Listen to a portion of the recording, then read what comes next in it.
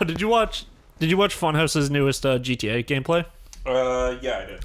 Where John reveals that he interviewed to be an editor on like Catfish or something. Oh yeah. And then he was like, also, I'm really good at making pies. So if you want pie in the office. Yeah.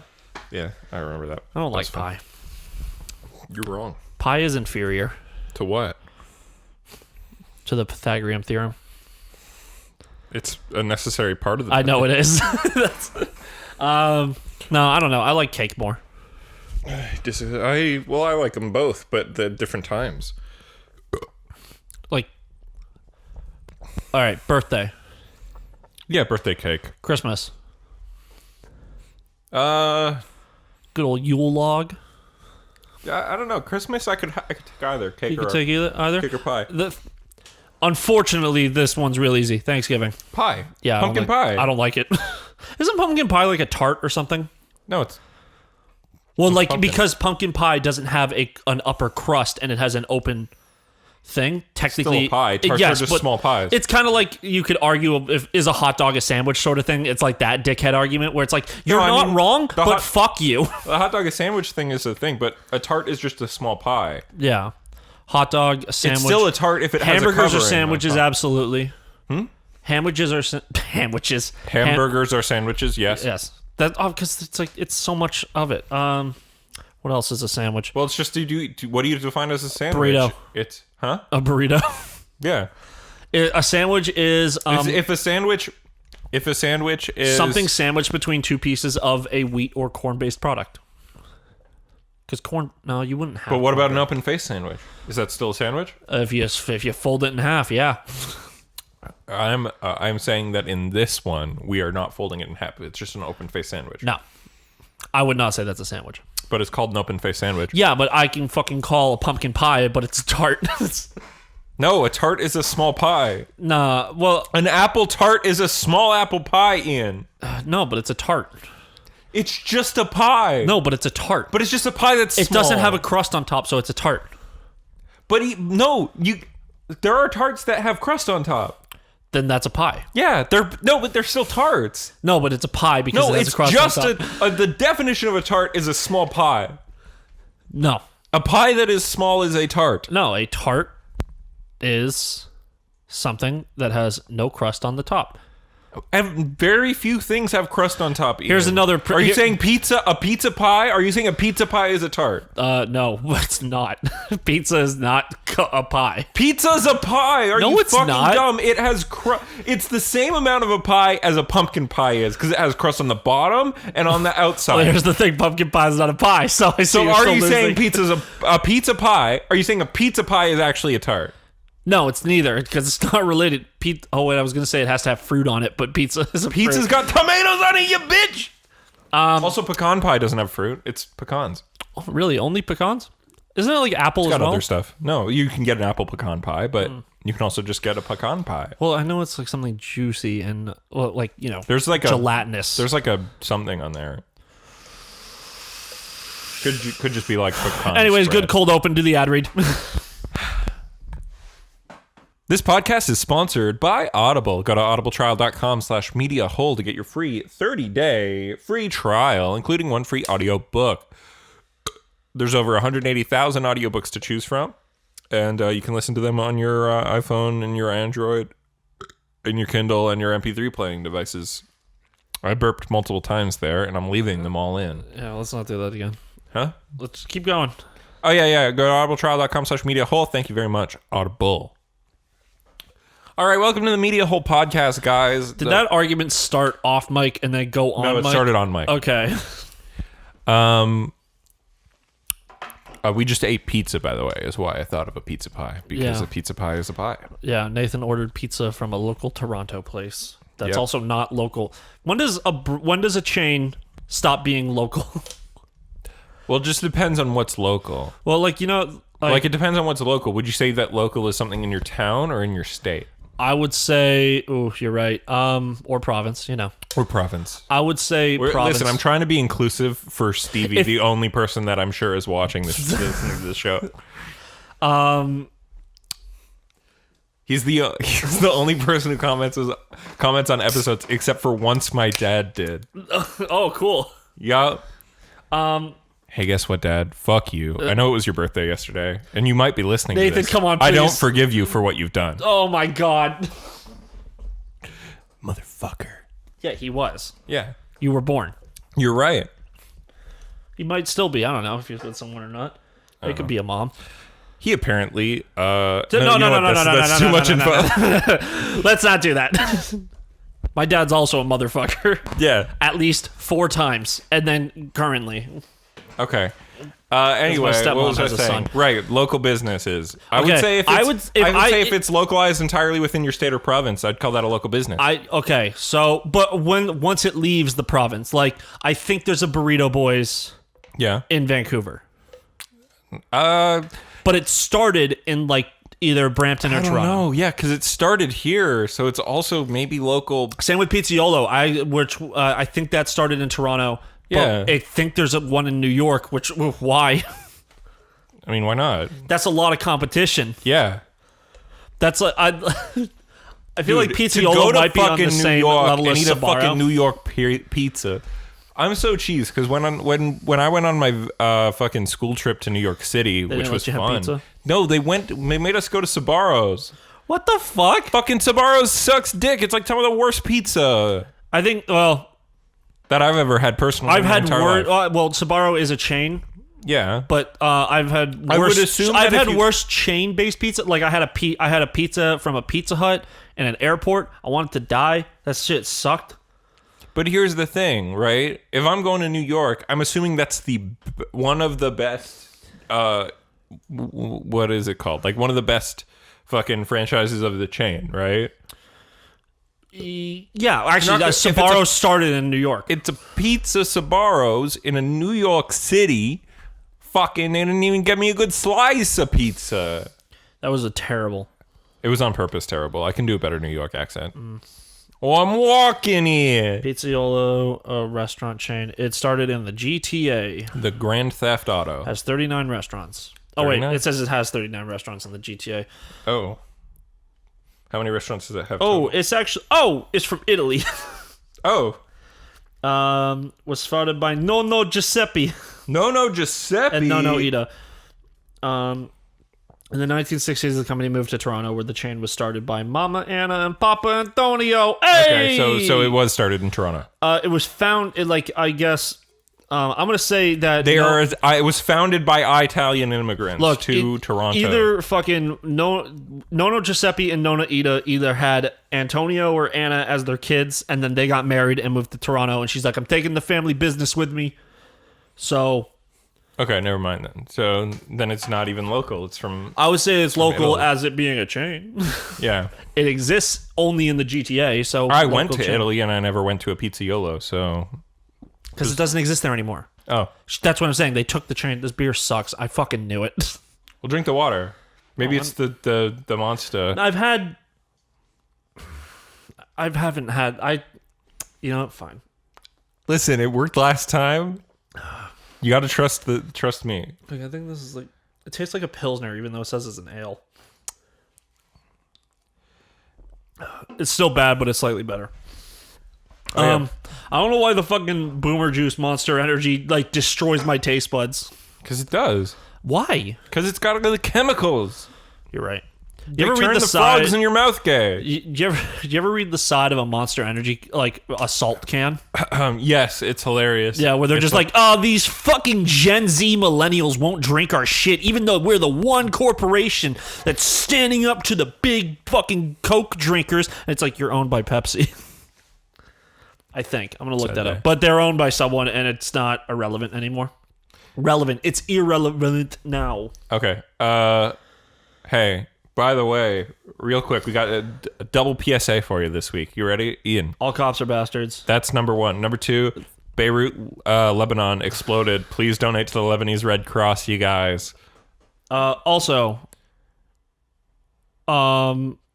straight up, maybe you guys should have gotten rid of all that illegal fucking nitric acid. What was it? It was like they were illegally Sodium storing, nitrate. They were illegally storing explosive shit. No, someone was trying to smuggle it in a long time ago. 2013, they caught it. Mm-hmm. They put it all in a warehouse and just fucking left it there. And then the warehouse blew up, and then like half the city fucking exploded. Half the city got fucking destroyed. The entire port is fucked, and that's where all their trade came in. Yeah. And there's two other ports in Lebanon. Wait, Lebanon's the country, right? Lebanon's the country. There's 2 other ports that they could bring things in, but it will not be enough with the influx of like shit coming in. So, good job. And also, they were in an economic depression, and everything sucked. So help the people of Beirut. We're on the cusp of an economic depression. They were in one. We're in a pandemic. I'm sure it's not doing great, and half their city exploded. Yep.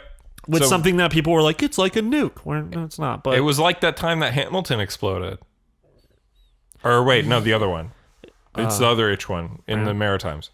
Hamilton. Not Hamilton. H in the Halifax. Halifax. Remember when Halifax Wasn't exploded? that a long time ago? Yeah. Why would I remember that? It was just like that, but no.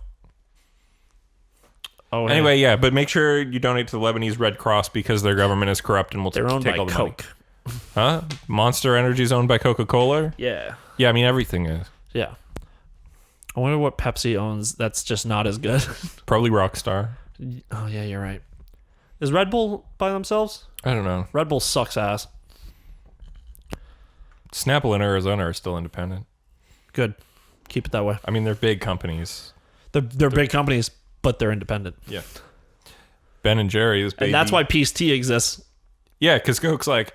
Well, because Coke was like, Hey, let us buy Arizona is not using Coke factories in Canada anymore because they've actually expanded to having their own like places in Canada make it. Yeah. All right then, fuck them. We're releasing our own because we learned how to do it. Yeah. And well, we learned how to do it, and then we were like, hey, you know what tastes good? Sugar. Let's make the same thing Arizona makes, except with 10 times the sugar. Yeah. Then we'll really get people hooked on it. Yeah, through because the power sugar of is addiction. legal cocaine. Am I right? Other fat people. Yeah, pretty much. Sugar is bad for you. I wish Hot sugar takes on wasn't this. so delicious, Yeah. so then I could stop eating it. Yeah. Like, oh man, you'd be sick. You remember that fucking mosquito that was going around where, like, if it bit you, it could give you a virus where it's like you just became allergic to meat? Oh, I think I heard of that, yeah. Yeah. What if there was that, but for sugar? Being allergic to sugar would be bad, but if it made sugar taste bad, Okay, not like sugar like fructose, like sugar that's been processed and high shit. fructose corn syrup. It makes high fructose corn syrup taste bad. Not the parts that make it, but the Just high whole fructose thing. It's like corn when they syrup. all get put together. Yeah. I'm allergic to eggs, but only when they're sunny side up. So I showed Ian a few trailers before the app. Yeah. Because last time we did the trailer thing and it was good, but then also we had to wait for the so we can't. I'm not playing the things in the episode. Yeah, we Well, were the sitting last here thing for that- like 50 minutes, avoiding talking about things, but then Yeah. talking about things. So anyway, 2 great trailers came out in the same day, and they both happen to have Jesse Plemons in them, whom you may know as Meth/Fat Damon, because people say he looks like Matt Damon, But fat. but fat, which is rude. rude. Yeah. But I We were like, just talking about body positivity before this. yeah. If you're fat, good for you. But Probably not I good don't for have you, to fuck but- you. Well, if you're fat and you're comfortable with how you are. Yeah.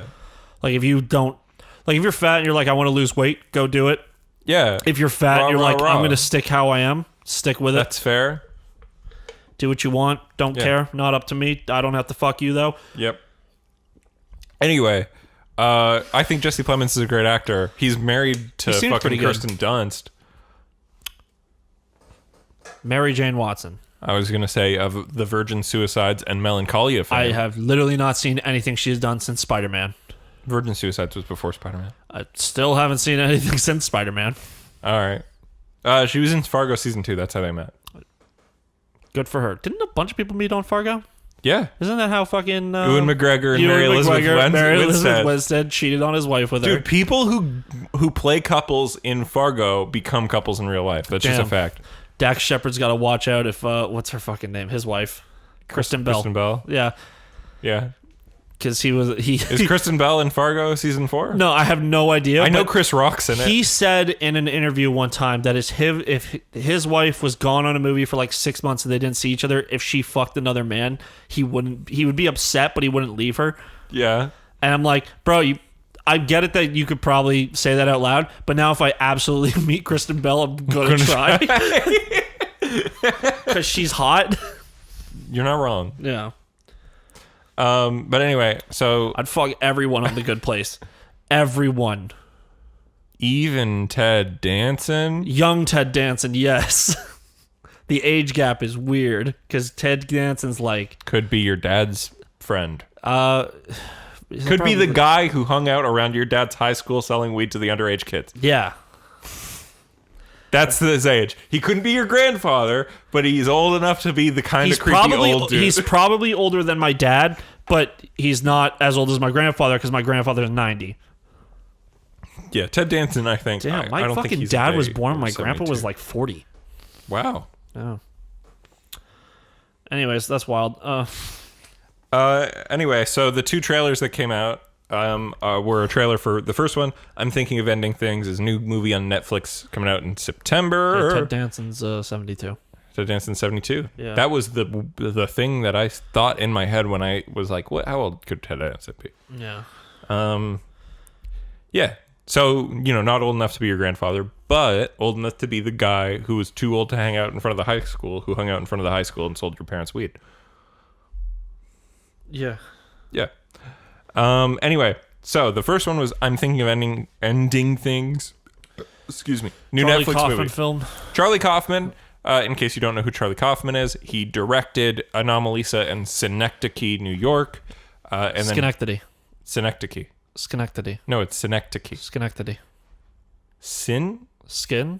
No. Skin. Sin like the bad thing you do. Skin. Synecdoche. Schenectady. Whatever. What if there was two places actually? No, it's There was not- Schenectady and then there was Synecdoche. No, it's Synecdoche, and like it's a word that means like. Okay, so you know how like Move on. If there's if there's a basketball game and you're like, oh, Toronto just gained 2 points. Obviously, like Toronto. the city of Toronto didn't gain 2 points. The team that represents the city of The Toronto. Raptors. Yes, right. I think but that's you say the Toronto. only sport where you can gain 2 points. Oh wait, no football. Yeah. Nope, football's in like 6. Also hockey.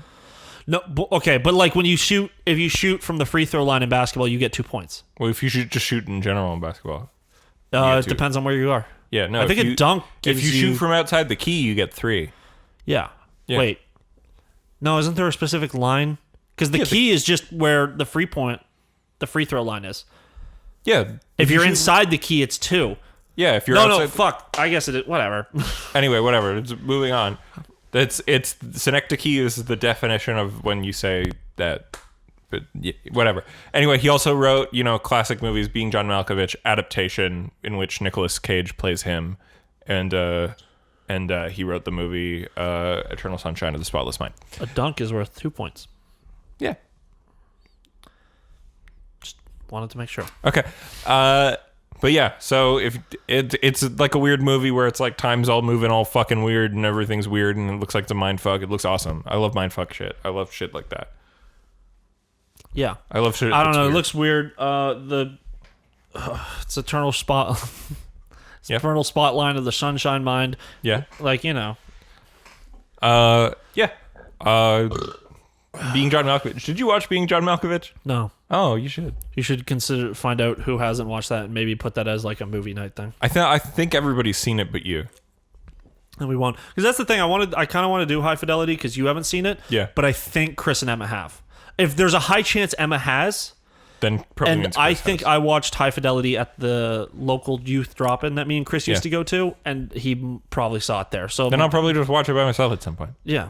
Oh, did you hear that they canceled the show? Oh. Yeah, bummer. Heard the show was good. I was literally about to watch it this week and just fucking didn't. Well, I mean, season 1's already all out. So. Yeah, it's on Crave. Yeah. Yeah, So which we I might as finally well. opened up my Crave account. Hell yeah. Anyway, so yeah, I'm Thinking of Ending Things looks cool. Comes out in a month. I will watch it once it's out because I'm hyped for it. It looks awesome. Cool. And then second is Judas and the Black Messiah, the Black Panther docu. Straight up, I have no idea what's going on in that trailer. Okay. Don't explain it to me. I'm interested in the movie. I understand that it's a Black Panther movie. He had that interaction where he was arrested for something. Yeah. But then they let him go.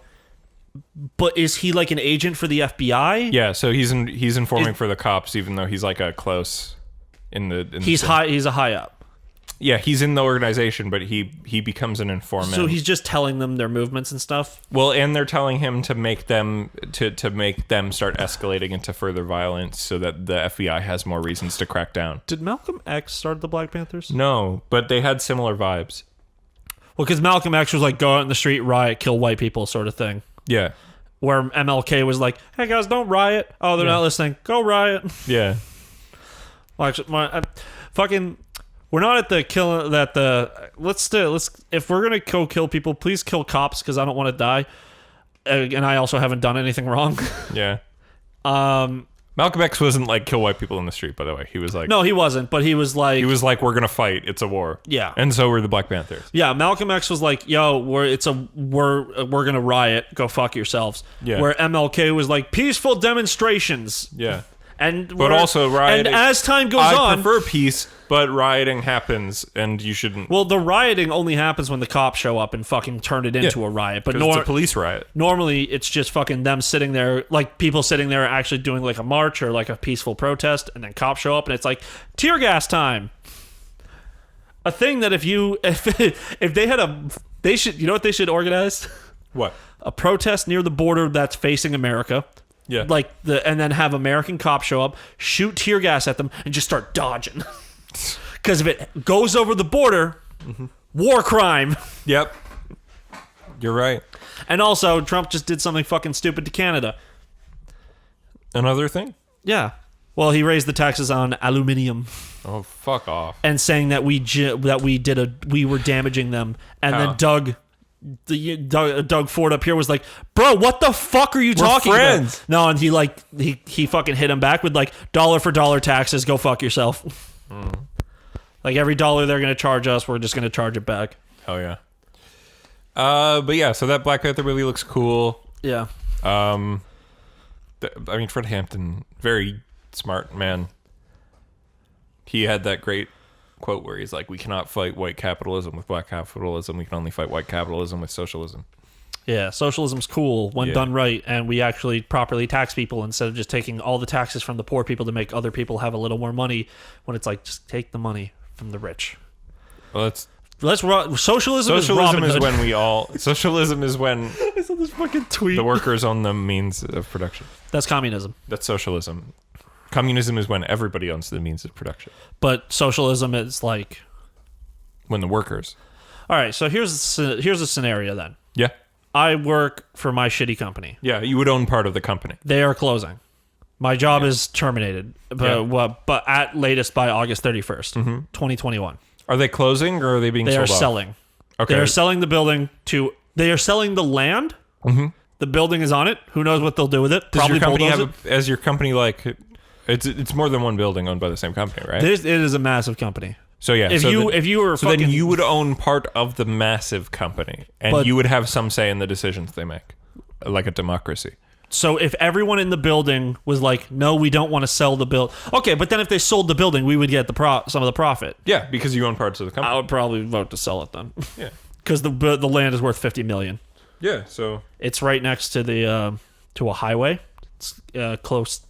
It's about 10 minutes from downtown. Driving to work is real fun. Nice. All right, yeah, so never mind. Let's go with socialism so I can get a piece of that pie. Well, let me do some math real quick. Yeah. Keep talking. Okay, cool. I'm moving on to video games because that's all the news I have for not video. Or actually, sorry, excuse me. Mulan's going on Disney Plus for an additional $30 on top of your monthly fee. I'm just gonna quit. There's like 88 people who work in the building, but then there's also like a bunch of people who work in the office. I don't know how many, so I'm just gonna round up to 100. Mm-hmm. I would get like $500,000. Nice. So yeah, I would quit my job for that. Yeah, I mean, but the parent company would also like take a cut. Yeah, no, I mean, like I think you'd probably be counted as part of the parent company, and so that money would be divided among all of the owners. So every employee in the whole, I'd get like $10. It depends. It depends. Yeah. All right. But again, So, you'd vote. Anyways, Everybody would video be game able to news. What are you starting with? State of play. What about Street Fighter? What's Street Fighter? They announced 4 new characters for Street Fighter. Oh, I didn't know. They announced Dan, Okay.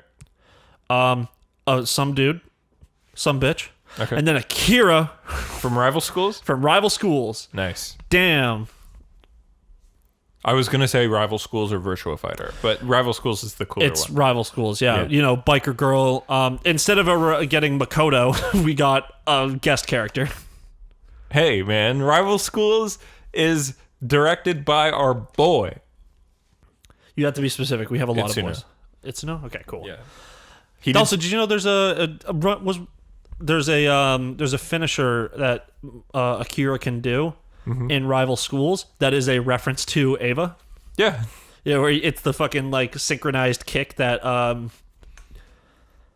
Shinji and Asuka do to the fucking one of the things. I don't know. I didn't watch that show. One of the angels. Yeah, and it looks cool. That is cool. Yeah. So the animation's done well for a polygonal game. All right, so that's it for Street Fighter. I'm sure there's more. Sony PS4 third-party state of play. This is all third-party games that are most of them are on the PS4, some on the PS5. So we got quick new trailer for Crash 4. Cool. Hitman 3. I like that you can shut up for a second. Okay. For Crash 4, because it's the one game I actually kind of want to talk about. It looks great. That color splash, like that inverted thing they're gonna do. Oh, the bonus, the mirror mode of the level where you can do the color splash thing? Mirror mode, inverted mode, which is their take on mirror mode, where instead of it being like, oh look, everything's backwards, it's gonna be like, look, you can't fucking see. Some kind of remixed version of the level. Yeah, or the first one they showed off is that Crash goes into a white void, and every single time he spins, he puts paint everywhere, and it colors it. It looked really good. It looks really cool. But you can also play as Coco. Yep. Is she his like sister? One of them's his sister, one of them is his girlfriend. I don't remember which one. That's Candy. Okay, then Coco's Wait, his that sister. could be Candy Kong. I'm thinking of from Donkey Kong. Then it doesn't know. Or maybe it's Dixie. I don't know. Dixie. It's the one that looks like just a human woman, but with Bandicoot features. You know how furries are. Yes. Where the dudes look like actual little gremlins, but then the adult women are like, oh, Lola Bunny. Yeah. You get to play as the kangaroo dude. Yeah, the alligator dude. That alligator, that's what he is. He looked cool. That looked fun. And you get to play as Cortex for the first time since that I want other to play one. as that simp. But also, yeah, I'd probably. It looks good. I wasn't ever a big Crash Bandicoot guy, but I've really never fun. played a Crash Bandicoot. I never will. I had it on the. It was on the PS1, right? Yeah. Yeah, I think I had it for the PS1 because PS1 was a hand-me-down. And I just got my stepbrother's games. Cool. So I played it. Was never good at it. Never finished it because I was a child. Cool. Next up, Hitman 3 new trailer has a VR mode. It's cool. No, sorry, it has a VR mode that lets you play every level of the new 3 Hitman games, all 3 in VR, which is cool. It's a cool dish. Yeah, but if it's only on PSVR, I don't care because I don't have a PSVR, and Valve Index does not work on PlayStation. Yeah. Braid Anniversary Edition. It's a better version of the game that spawned the indie game craze. Braid's great. But is it the exact same game or No, it's a big improved version. Like it's But like improved version, like because isn't Braid one of those games where it's like the puzzles are fucking hard? the game's the same. Okay, it's the that's same. what I wanted to know. It's the same video game. It doesn't dumb it down, but it's just prettier. Isn't that like the only game that dude has made? No, it's Johnathan Blow. He also did The Witness and maybe one other game. Yeah. All right. The Pathless continues to look fucking awesome. It's a game I've been hyped for a while. Yeah, it's been trailers being shown for it forever. Was it shown at any other previous things? Yeah, it was shown at the PS5 thing. I guess I missed it completely. Anyways, this game it's a cool game based on traversal through an open world that doesn't do any of the open world tropes that you're used to. The traversal looks okay.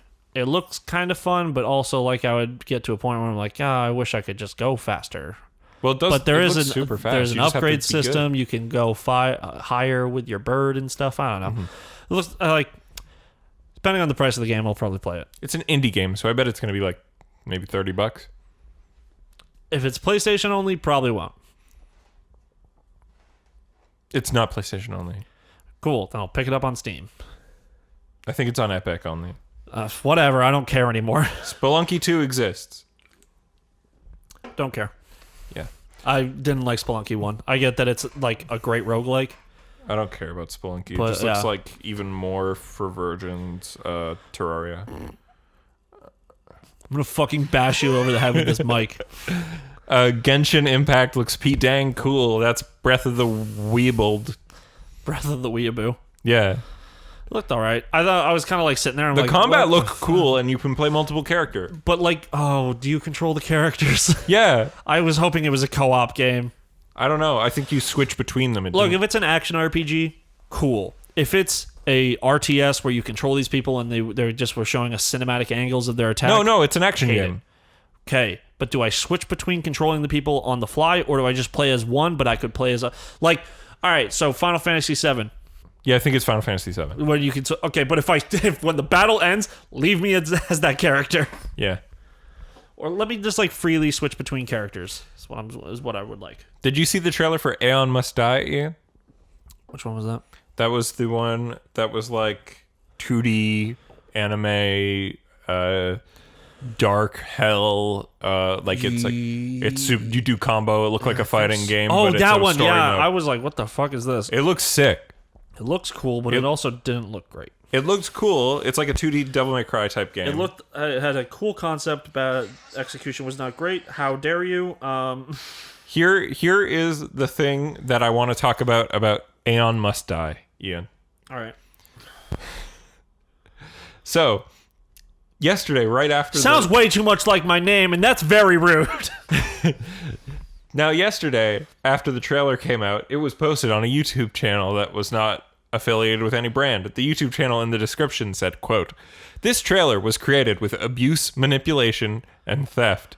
People who have worked on every shot of this are no longer with the company holding IP rights. Some were not even paid for their work. This trailer has a pending conflict of IP. The real IP for this game was stolen from the creators via foul play." The statement links to a Dropbox folder with a cache of testimonials, allegations, and other documents made by 8 workers who left Estonia-based Limestone Games in June. Chief among them is a statement from Alexei Nerohoshkin. Sorry about that. The former chief creative officer who helped found the studio in 2016. Neroshkin alleges that chief executive Yaroslav Lysenko oversaw operations that failed to pay artists properly staff the project, leading to severe crunch time, among other abuses. Huh? What is this, Yandere Dev? Yeah, except worse. Except bigger and on a corporate scale, and not just some dude who didn't want to work on a game begging people to help him and not pay them. I looked at the trailer again on Focus Home Interactive's page. Yeah. 323 upvotes. Yeah. 1.2 thousand dislikes. Yeah, because of the shit that came out. Yeah. So Focus says they're looking into it. Yeah. Which, like... So you think Focus Home Interactive doesn't actually know that shit? They received word about it. People said that they told Focus, and Focus told Lysenko, who is the CEO of the small development team. Saying, okay, so...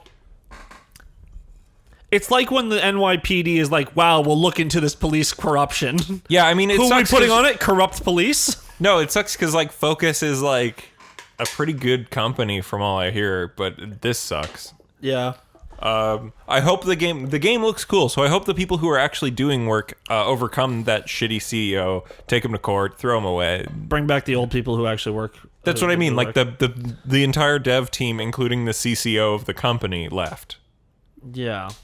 Right. Your game's fucked if the whole dev team leaves. The fucking chief creative officer who co-founded the company left because of how shitty this guy is. He goes on in the article to say that to put stuff up for collateral for the fucking project to get it go through, he put his apartment up, and then the CCO like essentially used foul play to get him to fucking sign away all of his like ownership over the company. And probably also just lost the value of like whatever he mortgaged to get the money. Yeah.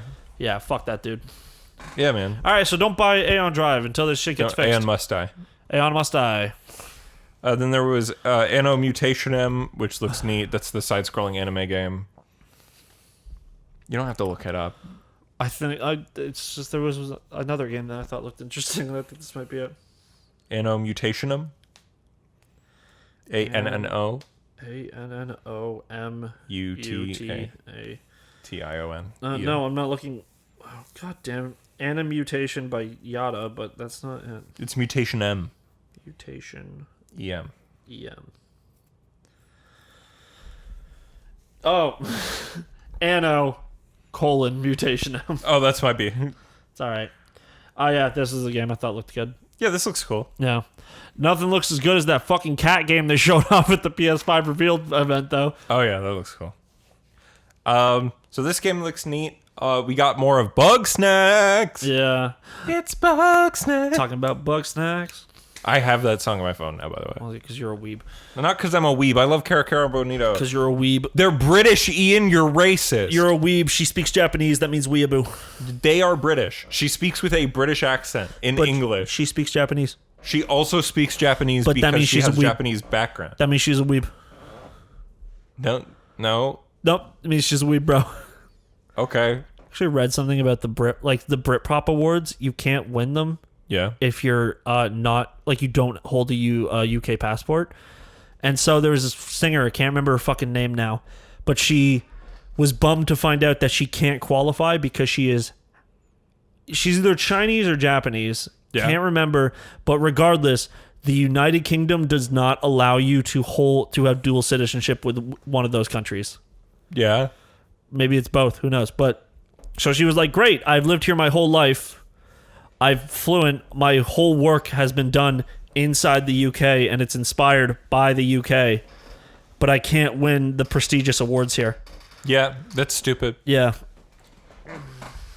It's all like if you Anyway, have Bug Snacks looks cool. if you have a residency, if you have a green card, if the government's saying yes, you can live here, you should be able to win a fucking an award for them. Yeah, I mean, it's not like... I'm gonna go fucking get my dual citizenship because I can do that real easily because my mom is. I don't know if British? she was born there. I don't know if she still holds it anymore, but she didn't like become a citizen until she was like 50. Okay. Yeah, so my mom was an immigrant. She could have been deported. So I'll go get that. I'll become famous here. I'll put something out, and then technically, because I am a resident of that country, despite the fact that I've never stepped foot in it, I can win those awards. Yeah. All right. So Bug Snacks, we got to see gameplay. Looks fun. Didn't love that it's in first person. You didn't? No, I'm over first person games. I don't know. And also, like, what you see is very determined on where you look, and like how you move your character. I like third person games because you can just like But this is a game where Pose you your man pick and be things like- up and go places. yeah, but like the thing that they showed off that like eating the bugs does something to your body. Yeah. Well, you can see your arms and legs and Just shit. in my hands. I don't want to look down at my legs. That's gross. Says who? Anyways, I still like that at the end of every trailer they've Yeah. done, all two of them, Yeah. something dark appears and they just cut it off. And it's Yeah. like, you don't get to know. You're- And I hope they keep it like that. Yeah. And any fucking NDA you have, Yeah. don't let people talk about it. I wonder if Cara Cara Bonito did any other songs for the soundtrack or if they just did It's Bug Snacks. I bet there's like a remix of Bug Snacks. There might be like, what if there's a dark remix that plays when you're at night or something? No. Like angry. Oh, it's Bug Snacks. Here we are. Let's go. Sephiroth. Why is it Sephiroth? Because that's One Winged Angel. Yes. It's just the first dark song I found I could think of. Or it becomes a techno beat like you're fucking fighting the final boss of Devil May Cry 5, Yeah. where Silver Bullet plays, which is just a remix of Devil Trigger, Yeah. but it's like Nero and it's all Nero's version. And it's like all fucking poppy. Hard bass. Bug Snacks. All right, go on. Okay. Vader Immortal, baby. That's right. VR. Darth Vader. Darth Vader. I hate you. Would you like to be Darth Vader? Are you Not going to buy really. it on your VR? It's on PlayStation. It's on both. Oh, no. I genuinely do not care. You do realize not everything on this is exclusive. Well, when I see something, when Nintendo does a Nintendo Direct, I assume it's all exclusive unless I've played it before. But it's not all exclusive. A lot of them are. Some of them are. No, well, Nintendo, also I really like that when they zoom out to show like the next game thing, it's just like Nintendo but dark. Yeah, it's Nintendo but blue. Gray and blue. Gray and blue, like a PS4. Did you see that the black PS5 got leaked? No, I did not. So there's a black PS5. Lame. It looks better in black and white. Disagree. You're wrong. But then the tweet I saw that was like, hey, look, it's a console for people with no taste. Yeah. But here's the thing. I'm a slob of a human being. My room gets very dirty. Are you literally going to get dirt on your fucking fancy $500 machine? I do not dust my room at all. Well, that is So it gets very dusty. irresponsible of you. Yeah. Dust my computer. That's about it. All right. My fan is just filled with dust right now. Control's new DLC is the Alan Wake crossover, baby, did they show because they that take off? place in the same universe. Yeah. I skipped it. I don't think I'm going to play Control. I don't think I'm going to finish it. I want to play it. I still haven't. I fought like the first boss quotations. Yeah. And then I was like, oh, I'm bored. I don't like this. Every single time I open up the game, I'm just like, I don't want to play. You can fly. You can float. You can hover. You can do... Yeah, it's cool. Like you hover down. And you shoot powers. It's kind of janky. Like, I feel like I would really like that game because There's a lot of- I'm like one of 5 people who was like, Quantum Break wasn't that bad, guys. the cutscenes and like the way they like frame everything and like the way they have the cameras and stuff and like it's really cool. It's just I don't like the map design. It's very cumbersome to look at. Like it's just annoying. Like it's like looking at fucking looking at the map. It's like Doom has a very bad map as well, and I'm thinking of that. Star Wars Jedi Fallen Order. What's wrong with that map? It's like multi-layered and makes no sense when you're trying to look at it. I just want it to be flat. I like it's cool that BB No Money. I so can't that's remember a the you song. thing. Yes, it's a me thing. Okay. I'm not saying it's bad. I think this one is actually bad, but I don't like it when the map is simple. I don't need to see every little detail of the map. Unless I zoom in. I like that the map in Jedi Fallen Order is diegetic, though. That's fine. I don't. All right. Because I like to see things on the map, and I just Ian, feel you don't like, know the definition of the word diegetic. No, I don't. It means it's real. Like you're seeing exactly what the character is seeing. They're not like it's literally there in the world. Uh-huh. It's like when in other games, like somebody pulls out like if you played Far Cry 2, one of the to see the map, your character just pulls out a map and holds it, and you see it. There was something like that in another game. I think World of Last Warcraft of Us used to do 2. that. Well, I didn't play that game. There's other ones where like when you pull out a map. I think it's a first-person game when you pull out the map and like the character actually like looks down and like scrolls something out. Can't remember what it is. It's definitely not Skyrim. That's just a fucking screen. I fucking don't like Skyrim's map either. I like a simple map. I feel like Skyrim's map is bad. I like them. It's just bad. I don't like also But I feel because like- but the I map don't is like Skyrim. fucking gray. Everything's gray And white. and like white. It's all grayscale. Because the entire world looks exactly the fucking same. They try and switch it up, but it still looks gray and depressing. Mm-hmm. Like, you know how Ghost of Tsushima, you go from like Oh, you mean how spring, different chunks summer, are completely fall, different winter, like, fucking... yeah. Oh, you mean the part of the game where you walk and you can see the line where the trees have fucking golden, gorgeous leaves? And then the other side where it's Normal. the end of fall. And it's got red and green leaves? Yeah. Yeah. You mean how fucking visually beautiful that game chunks out its open world? Yes. Yes, it's great. And when you go up north, it's winter, but also you're in the mountains, so it kind of makes more sense that it would be wintry. But also, it's like, what fucking Also, year there's is a it? swamp in the What middle. time is it in the year? Swamp area kind of sucked. Like when I got there, I was like, wow, this is like the time in every open world game where I don't want to play anymore. But then I kept playing Yeah. because the game was just that good. Yeah. So I don't know. I just like a simple map. All right. Anyway, yeah. So Alan Wake is cool.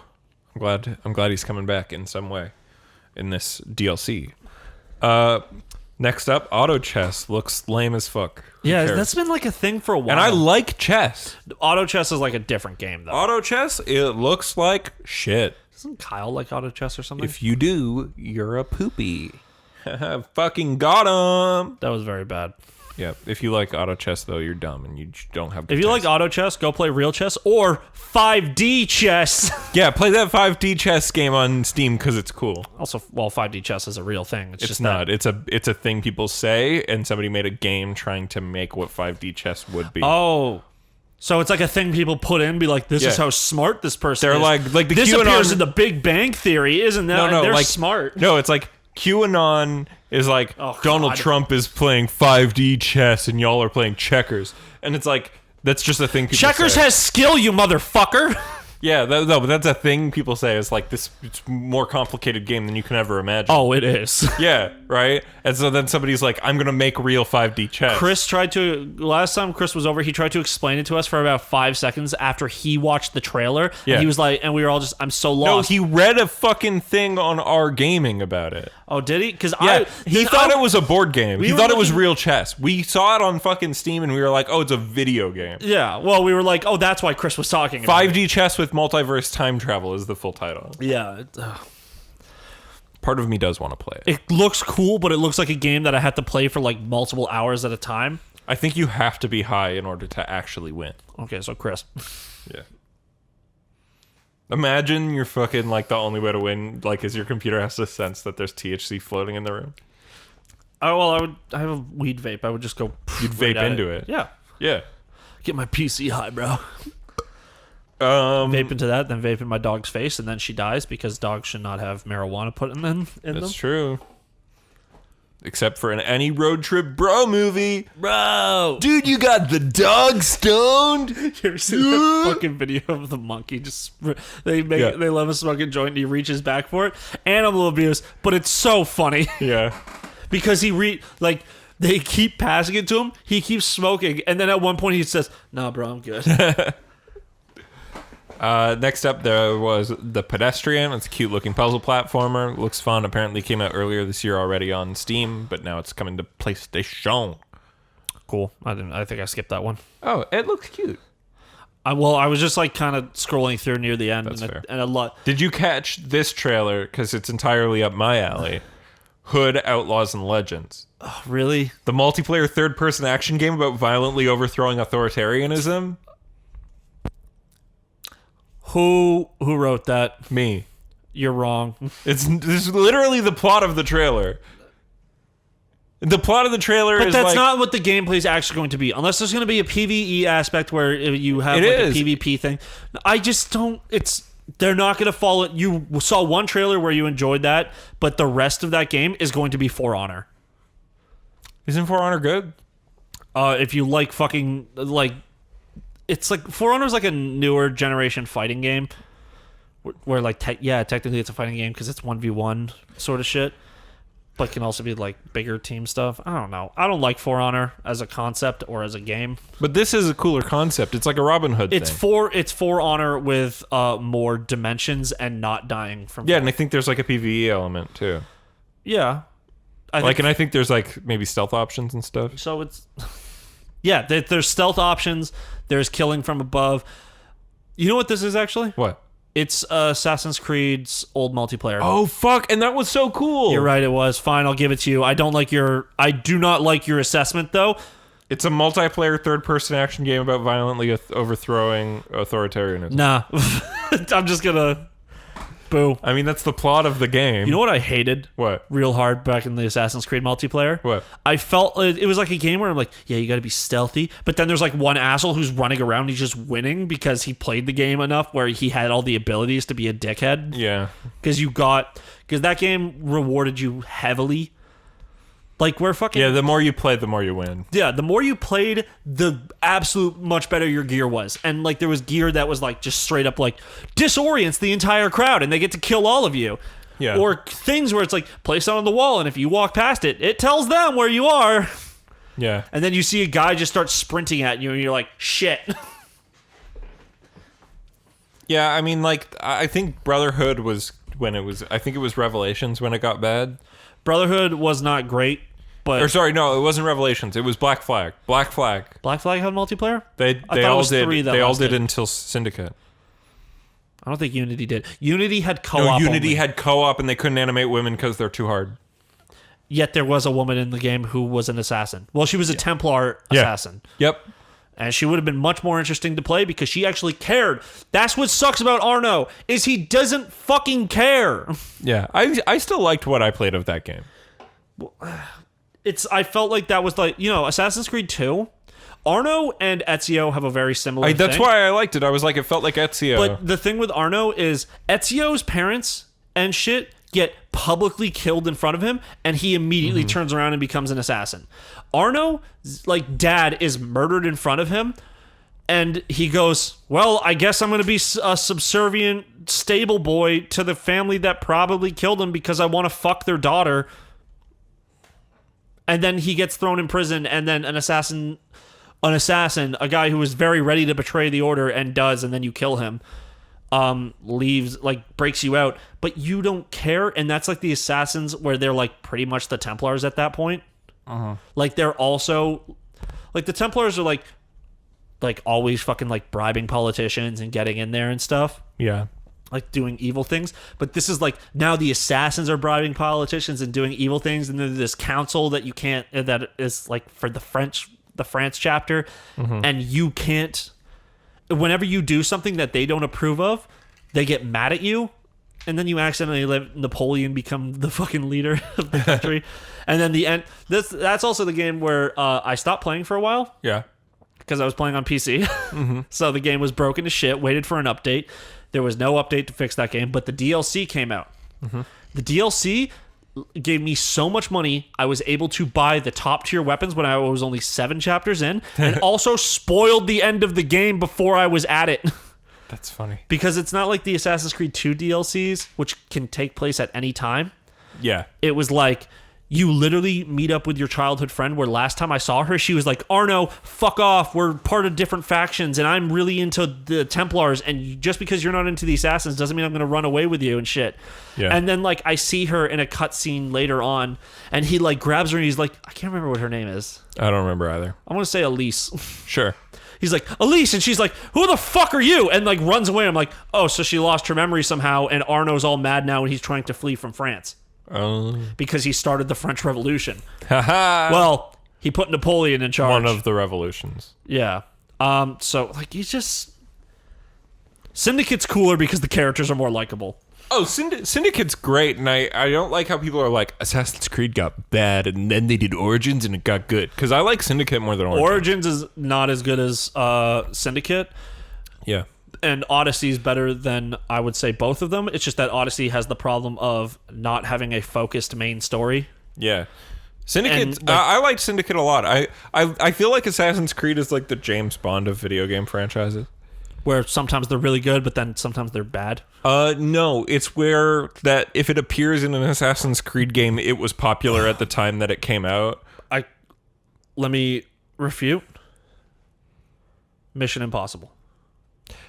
No, here's why I'm saying James Bond. How about this? Yeah. Fast and the Furious. Here's why I'm saying James Bond. Hit me. Every James Bond movie just apes other movies that came out at the same time. I guess, yeah, they had parkour because there was a parkour movie like right before. Yeah, right? It's like Casino Royale, it just rips off... Casino Royale the first Daniel Craig one? Yeah, it just rips off Bourne Identity because that was popular. And Bourne Identity had a lot of the like running on rooftops shit. Yeah, and then Skyfall just rips off the Dark Knight trilogy, right? Yeah. Yeah. Sure. I don't know. I don't watch James Bond movies. Moonraker ripped off Star Wars. It ripped off sci-fi because Star Wars created that. Yeah, but it ripped off Star Wars explicitly. Well, popularized it. Yeah. Sci-fi's always existed. But like that's what I mean, right? Like James Bond movies just rip off what is popular at the time they come out / right before, right? And then that's it. That's the vibe. And Assassin's Creed games do the same. When Syndicate came out, people were fucking all about those Arkham Asylum games, baby. So now we've got a fucking...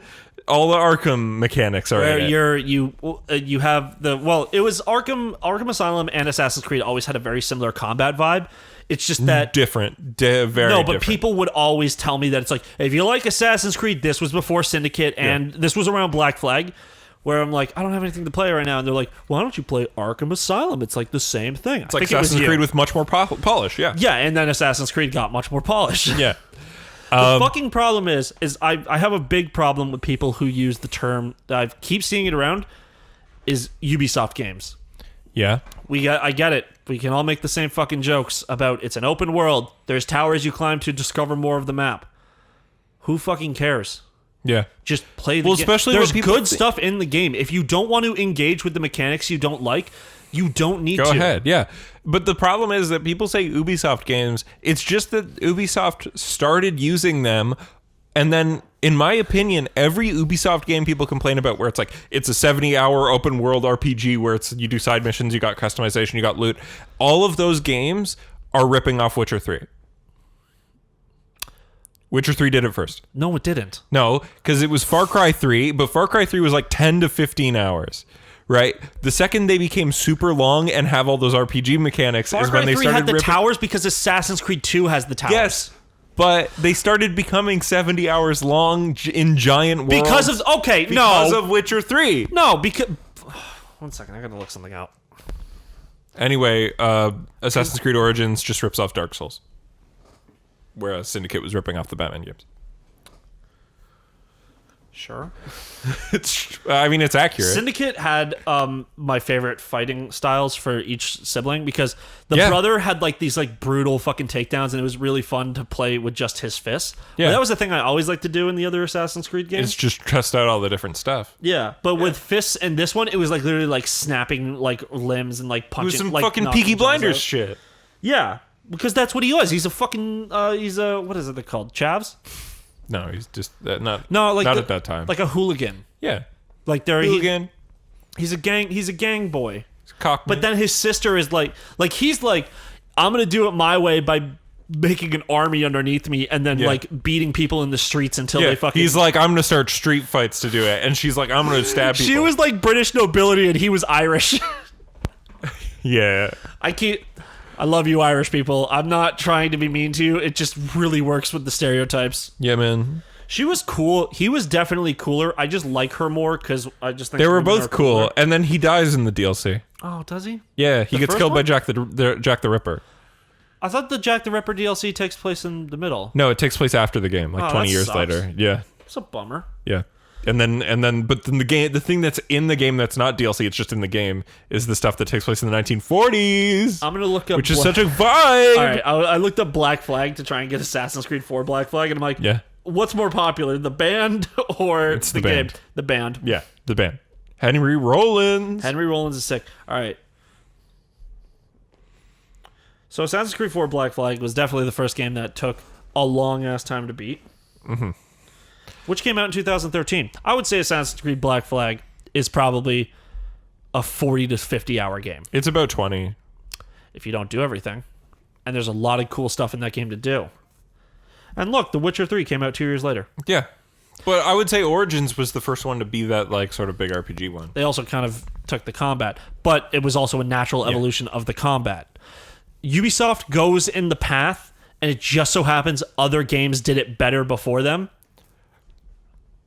Okay, Origins does not play like fucking Syndicate at all. No, I know. It plays 0% like Syndicate. Yeah. Yeah. It just plays like Dark Souls No, it in doesn't. the combat, yeah. No, it doesn't. Yeah, it does. Because parries in Dark Souls require very specific timing. Oh, all right, Ian. And they're you're all- right. They didn't rip off Dark Souls because the timing's a little bit longer Look, to do when parries. you don't play Dark Souls, then it's they very, didn't rip it when off. You don't you're play right. That means they didn't rip it off. When you don't play Dark Souls, it's very easy to say that. But You're when right. you It just do, uses the exact same control scheme, but they didn't rip it off because the parry timing's a little bit longer because it's a mainstream game. Yeah.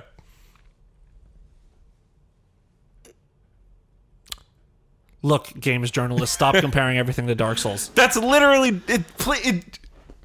it's the same control scheme. I Ian. don't. Yeah. So control schemes don't define how the game is. Dark Souls was defined I can by turn. it having I a can weird... turn the Nier Auto Tomato control scheme to be like Dark Souls. Okay. Does that mean Nier is Dark Souls? Is there a dedicated roll button in Nier, Ian? Yeah. No, there's not. No, there's a dodge button. It's a dash. Yeah, but it's a dodge. But it functions completely like what I'm saying is like if I put it on circle, it's a dodge. Bloodborne, if you put on, is a quick step when you're locked on, kind of similar to fucking like 2B's little fucking to the side, I mean 2B's thing is pretty clearly a Bayonetta thing. or Dante with Trickster. Or Dante was Trickster. Yeah. But anyways, stop comparing everything to Dark Souls. I'm not. Crash Some Bandicoot. things need to be compared to Dark Souls, Ian. No, it doesn't. Literally, the creators of Witcher 3 were like, well, we changed our combat a little bit between 2 and 3 to be more like Dark Souls. Yeah, and they made a harder game. Like, some things deserve the comparison because it's intentional. Yes, but Ubisoft is a swanky little bitch. Isn't there a Ubisoft. parry thing in No, it's just your character at like in Watch Dogs 2. Oh, yeah. When you do a melee, they put like a scripted where like they try to throw a punch and you fucking sometimes they yo-yo do them that, in the yeah. face. Yeah, that's lame. Either put a parry mechanic in or just let me beat the shit out of them. Just Watch Dogs 2 is not a melee combat game. There's a lot of stealth focus in that game. It's a third-person shooter with like takedowns and stealth. Yeah. Oh, that was also the game where it's like it's one of the. It's like my same problem with Hitman, where you beat the shit out of someone. Like you literally concuss them and they're up 10 minutes, like not even they're like a minute later going, what the fuck was that? Totally ready to go search for you. Honestly, in Watch Dogs, nothing changes if you go lethal or non-lethal, so I just always went lethal. Yeah, but I don't, but what if something did change? That's the thing. Then I would go non-lethal. Yeah, but that's why I don't know that going into the game. What if there's something super far down the line? Well, I would probably kill some people even if their things. I'd did kill the change. final villain. Yeah. So anyways, the real problem with Ubisoft games though is that they Is the culture of sexual harassment at Ubisoft? yes, but also the fact that they instead of coming up with unique concepts for every game, Yeah. it's just they take the same thing and keep like Far Cry 3 got the towers because Assassin's Creed had the towers. And then shit in Assassin's Creed was put in because Like bandit camps. Far Cry, yeah, like there's little things. And then that Watch each game Dogs- they just keep taking. Watch Dogs does the same thing, but it's a third-person shooter. And then fucking The Division came out, and it's kind of different because it's an open-world MMO. And then Ghost Recon's Wildlands is just The Division in a bigger open world. But also more military focused and being like, fuck yeah. They're both military focused. No, They're both- but like they're the both other, Tom Yancey. yes, but fuck, what was it? The MMO one? Forgot its name already. Division. Yeah, the Division. The Division is like our government fucked up, so now we have to go be soldiers in the streets to protect the people. The Division is there's a secret cabal of people who are soldiers on our own soil. Yeah. Yeah. And like Ghost Recon is like, we are the secret cabal of soldiers. Fuck yeah, the No, government's cool. the Ghost Recon are just essentially Steel Team 6, but there's more of them. Yeah. Well, actually, that Rainbow Six Yeah. is SEAL Team 6. But then there's too many of them. That's the problem with Tom Clancy. Yeah. None of these universes actually mesh together. Did you ever hear the thing? So Tom Clancy is just a fucking weirdo Did guy. He's I ever dead. show He's you? long dead. But Yeah, but did I ever show you the fucking trailer they made? It's called like Hammer and what's the thing? Yes, you called? did. Yeah, Hammer and and it just Sickle? looks so cool. Yeah. and they set up this whole universe thing, and I'm like, this looks so like it looked like they were gonna do like for Rainbow Six Siege, yeah.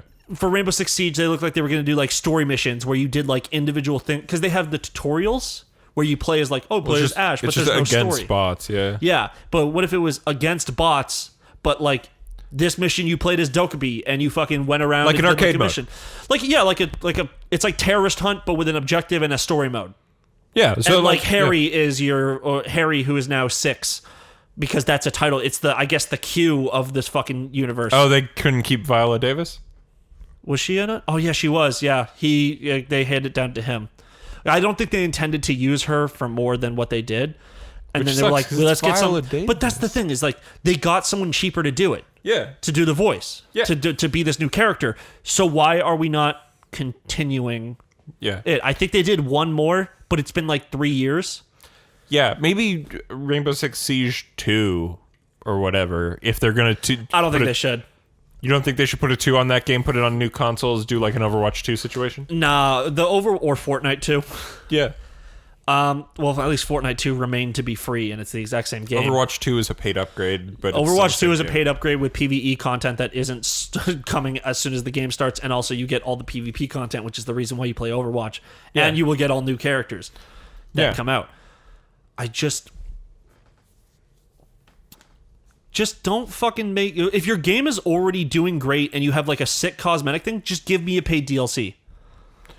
Yeah, Because I hate when it's like, here's the 2, and there's like no graphical upgrade, nothing's better. Like, Well, I'm saying add a graphical upgrade, add a story mode, right? I don't think that you need a graphical upgrade. I think Rainbow Six looks fine. But we're putting on the PS5, Ian. Then fucking do a resolution upgrade. We don't need new graphics. We could use a little bit Yeah, it's like a 5-year-old game now, but honestly, like, more. I think it's ridiculous that there's a new Call of Duty coming out this year. I get it that the Call of Duty machine makes money, but Warzone is just doing so well. And it launched like 3 months ago. Ian, because Warzone is going to continue as its own thing.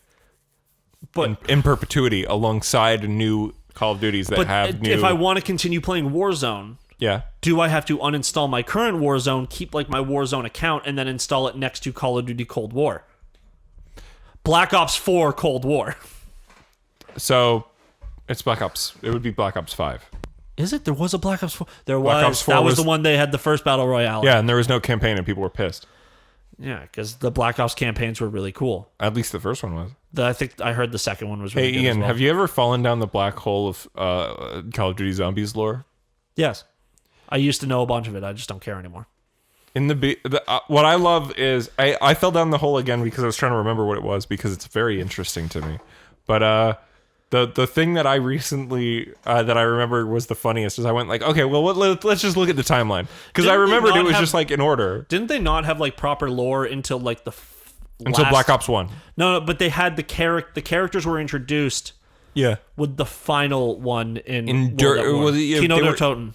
Kino der Toten was the first one in Black Ops, but they added your thing of Deriz.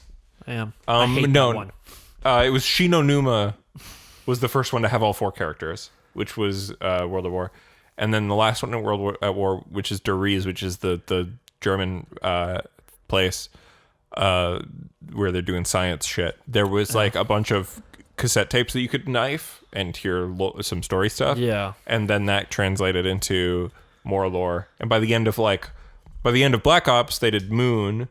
Right, and that was like that had fully like cemented that there are characters and lore and story. Yeah. Well, actually, like Kino der Toten had story, but like especially by the time. But how does it go into the one where you play as JFK? Huh? There was like the zombie mode where you the JFK one is happening at the same time as Ascension. All right, this game's so dumb. There is explanation because then later they go back in time. And the two versions, because there's two distinct, there's the Primus and the Ultimate universe of the 4 main characters, and they do time travel and they wind up meeting each other because in the beginning there was like these things called Keepers, and then there was the Dark Aether, and like the Keepers sort of had to deal with the Dark Aether, and then the Dark Aether corrupted some of the Keepers, and so then there was a big war, and then like in the 1200s there's another great war, right. And the main characters wind up being like teleported back there get eventually. back on track. Anyway, that was my point. Anyways, stop using the Ubisoft games as a negative, and don't make sequels to games that are already good. Unless you can really do something with it. If it's a small update, don't just charge me $30 for it. Yeah. Anyway, the first batch of all the zombies maps are now part of the Aether storyline, and then now they've started a second storyline called the Chaos storyline. Cool. Yep. The Chaos storyline is like a different universe with different characters. It's like the Greek myths were real. Yeah. Awesome. Anyway, Temtem's coming to PS5, guys. Cool. Did they fix that game? I don't know. I think there was problems with it. I can't remember it. Were there? Yeah, but also, I just don't... I mean, Pokemon's just there. Pokemon's there sucking ass. It's not on PS5. No, I know, but I have a Switch, so... Yeah, but Temtem's an MMO. Yeah, that's the thing, is I don't care. I like playing Pokemon by myself. Okay. Yeah, I want a new Pokemon game that's actually good. I hope they're making some... Oh, play Ooblets. Ooblets is Pokemon Animal Crossing. No, but like I just want to play Pokemon. I don't want to play something that's like Pokemon. I want to play Pokemon. But in Ooblets, instead of fighting, it's dance battles. But here's the thing, Nathan. Yeah. I want to play Pokemon. Well, then just shut up. Just I will. I just want a good one. Just play one of the old ones again. I was actually thinking about it. Because just play Fire Red, bitch. I found no, that's not even a good one. That Fire Red's good. No, I'd rather play the originals than Fire Red. Why? There's just so much shit in Fire Red that I just don't like. It's The better. best remake they ever did was Heart Gold and Soul Silver. Omega Ruby. No, those are Alpha, awful. Those Sapphire, are garbage. Those are hot 7.8 out of 10. Too much water. There was the same amount of water. It's just that now it's in 3D and I hate it. But also, Gen 5 music goes hard. Like, it's so good. No, it's okay. What? Anyway, we got an in-depth look at Godfall, which still looks okay. Yeah, it's still a Schluter. Oh, no. A slasher. Slasher. But also, it's made by Gearbox. It's not made by Gearbox. It is published by Gearbox. It's published by Gearbox, but guess what? Randy Shitford is still the fucking CEO. Yeah, but I mean, you can't hold that against the fucking developers. But that's the problem, is that's what I said about Borderlands 3. Borderlands is fucking developed by Gearbox But and it's all the money, published. even the published money still goes to Randy, and he takes cuts. He makes all this money. Yeah, but you can't fucking hold that against every other fucking company that works with Gearbox. You're right, I can't, but I will. Okay, Ian. I shouldn't. I Cool. should maybe give this game a chance. Ian. Because also, I'm glad you buy because the it's not games as a service. It's coming out as a full game, and that's nice. I might check it out. It's just weird that they're like, it's a slasher. I don't like loot games. I'm very much over them. Yeah, I'm not interested in looting. I spend so much but fucking time I- in menus in games. I'm so annoyed. Yeah, I mean, I'm gonna play fucking Marvel's Avengers because of course I am, because I'm a fucking sucker. I think I will too. Yeah. Oh, we'll play co-op. Yeah. Are you getting Isn't on there an PS4 open so you beta can- coming out soon? It's supposed to be out now if you pre-ordered the game on PlayStation. We'll check it after the podcast. I don't have. No, I didn't get- there's one that's going to be an open beta before, like a full. Oh yeah. The open Yeah. one I think comes out. I just maybe bought in the- fucking Horizon Zero Dawn on PC, so I don't really have Yeah. money to spend right now. But what I'm gonna play it for a bit and see. the if it's the worthwhile. Avengers thing, yeah, like I want to play that game, especially in co-op. I think that'll be very fun. Yeah, it seems fun. I feel like we could fuck around with it. Yeah, bunch. it's like Destiny, but you do melee combat instead of shooting, which Thought you is were gonna say the other one. Destiny but good. Yeah, fuck you. Honestly, I was about to straight say up? Straight I up? would rather play Destiny with melee than Destiny. That was with actually a thing. shooting because I didn't like the shooting in Destiny. My thing about, hey, if you're just adding a simple update, don't change the fucking game. Destiny. Yeah, Destiny was actually supposed to be one game. yeah, I know. It was supposed to be like Rock Band 4. Yeah, but then Activision was like, no, put a 2 on it. Yeah. Release a game with no content like you did the first time. Yep. And then now that there's content, they're like, there's too much content. We have to sunset half of it. Yeah. It's all the content no one likes, though. But Ian, Destiny 2 is coming out for PlayStation 5.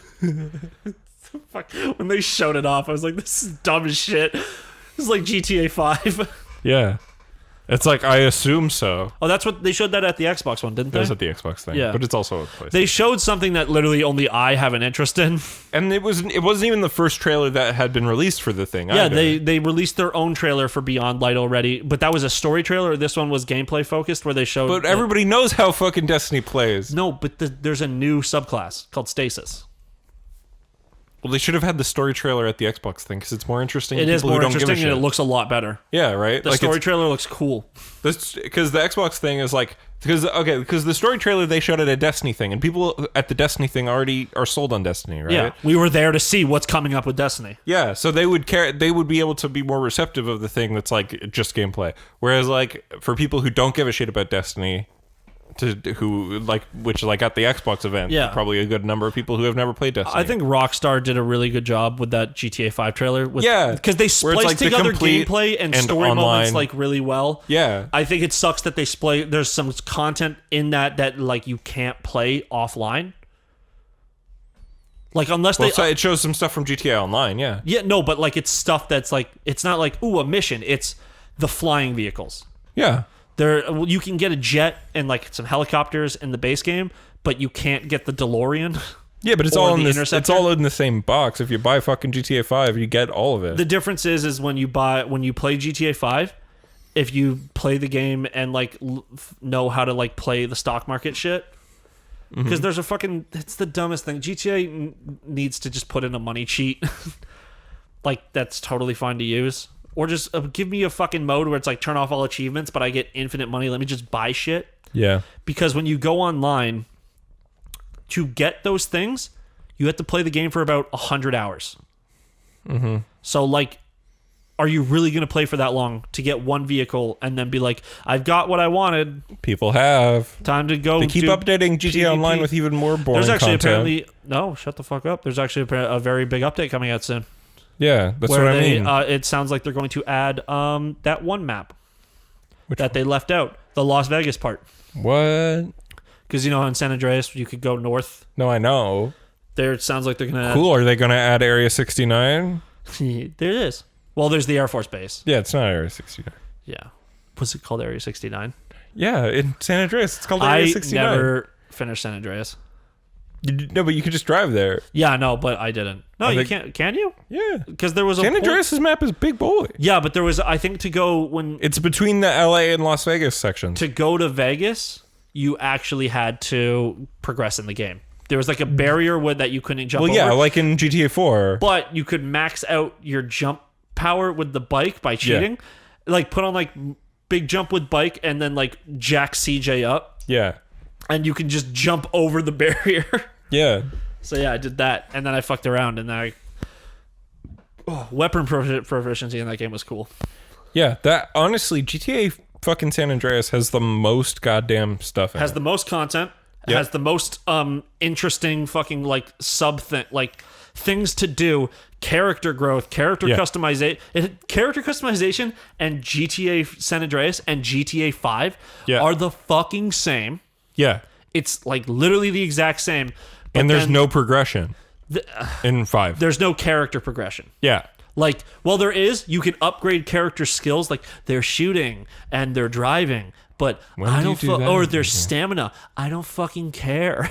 No, I mean in San Andreas you can do that. You can do that, but then you could also upgrade, like not just shooting as a full stat, gun proficiency, where you got to a point where you could get infinite ammo just by using the gun a lot. Yeah.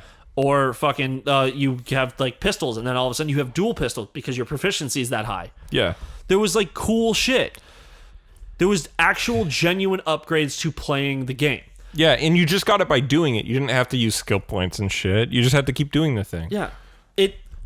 And GTA would San Andreas CJ would had get fat or crackdown skinny. shit. Yeah. And you had to maintain a healthy diet. In Red Dead Redemption 2, you can get skinny. The game will not let you get fat, even though it says you will in the tutorial. Somebody tested and they were like, I will, 24 hours a day, eat the biggest food, and he doesn't get any fatter. But if you let him go a couple days without food, he will get skinnier. Okay. Yeah. Hey, you think this one's made in Canada? Probably. It says Caledon Hills. Yep. Hills. I think I'm gonna hate this one.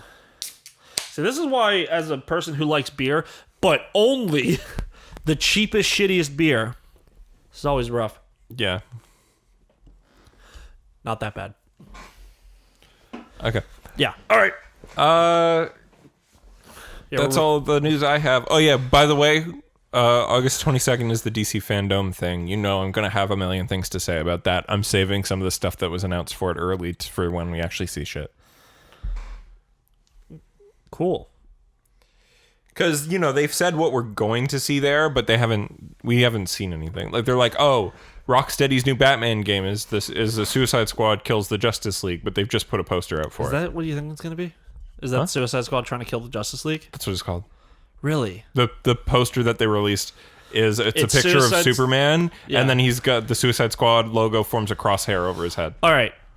So designs from David Ayer Suicide Squad. Release the Ayer cut. No. What character design from that movie versus the comic book design would you want in it? In the video game? Yeah. I think the video game is just going to be comic book. You think it's going to be comic book? Yeah. But aren't some of the new comic book designs based off of the Suicide Squad movie designs? Like Harley Quinn moved on to having... That's more based on... No, Harley Quinn's outfit changed based on the fucking Arkham games. She was always in her the full red and black with the clown stuff. Yeah. And the hat, the pom-poms. Uh-huh. And then in the Arkham games, in Arkham Asylum, she when she goes there, she wears a nurse outfit because it's like a asylum is Damn. Yeah. And then in Arkham City, she wears the outfit that like sort of grew into the one she wears in the Harley Quinn show. Which is it's just like a hotter version of her old outfit. Yeah, it's like but then she has the I'm talking about the dye job on her hair. Oh, the hair dye job has it. That's also, she was always blonde, but yeah, then having the blue and pink was also from Arkham. Really? Yeah. Oh, I thought that was Suicide Squad. Nope, Arkham City. So all Suicide Squad did was put her in a more revealing, more casual outfit. Shitty looking. And then Birds of Prey, baby. Now it's like she's extravagant. That outfit's great. Which one? The Birds of Prey one. There's a bunch of them. The one she wears throughout the majority of that movie with all the pom-poms and the caution tape. I don't really like that one. I like her, like, overall she's in at the end of the movie. Okay. Yeah. That's good, too. Yeah. I mean, I like all the outfits in that movie is great. I think she wears, like, a nice dress in one where she breaks that dude's legs. Oh, yeah, when she goes for the night on the town. Yeah. She looks good. Was her intention to get some dick? Like, because I know No, she's having fun with her girls. It's girls' night. Oh, she was alone at that point. No, it's... she wasn't. She got separated.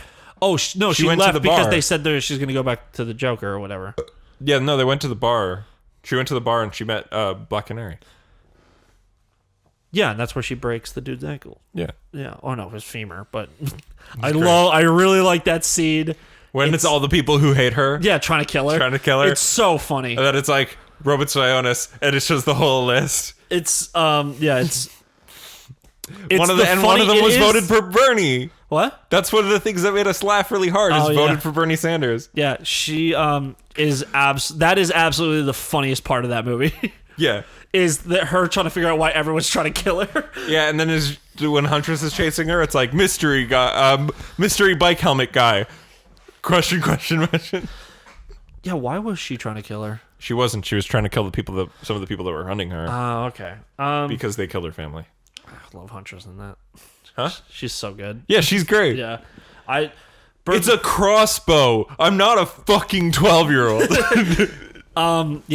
Birds of Prey 2 can't come any sooner. Finding a way to retcon Jared Leto's Joker can't come any sooner in Suicide Squad 2. Yeah. I hope Harley Quinn is not in it. James Gunn's The Suicide Squad has Harley Quinn in it. I was kind of hoping for other people. There Deadshot are other still in people. it? Huh? Deadshot? No. Will Smith was Will so Smith's good. not back. I liked him. Idris Elba's in it. Maybe Idris Elba's playing Deadshot, or maybe playing somebody else. I'd rather him play someone else. I did like Will Smith in that movie. Yeah. Also, greatest line read of, what are we? Some kind of Suicide Squad. I sent to Davis because they showed the poster for the new The Suicide Squad. Yeah. And I sent it to him with, what are we? Some kind of The Suicide Squad? No, Will Smith's great. Yeah, but James Gunn's Suicide Squad is also going to be shown. The Batman Arkham Court of Owls game by WB Montreal that has been teased forever is going to be shown. All of the cast of Doom Patrol is going to be there, so I hope they're announcing a season 3. Pattinson will be... Matt Reeves will be there, yes. Matt Reeves, what? The director of the Batman. No, what I'm saying is, you know how there was the stinger at the end of Suicide Squad 1? Suicide Squad where Batman gets the shit from Viola Davis? I'm going to assume that it is operating on who knows rules, because Birds of Prey is a sequel to Suicide Squad. Because it's still Jared Leto Joker. What was the fucking thing? Did you watch the Suicide Squad animated movie?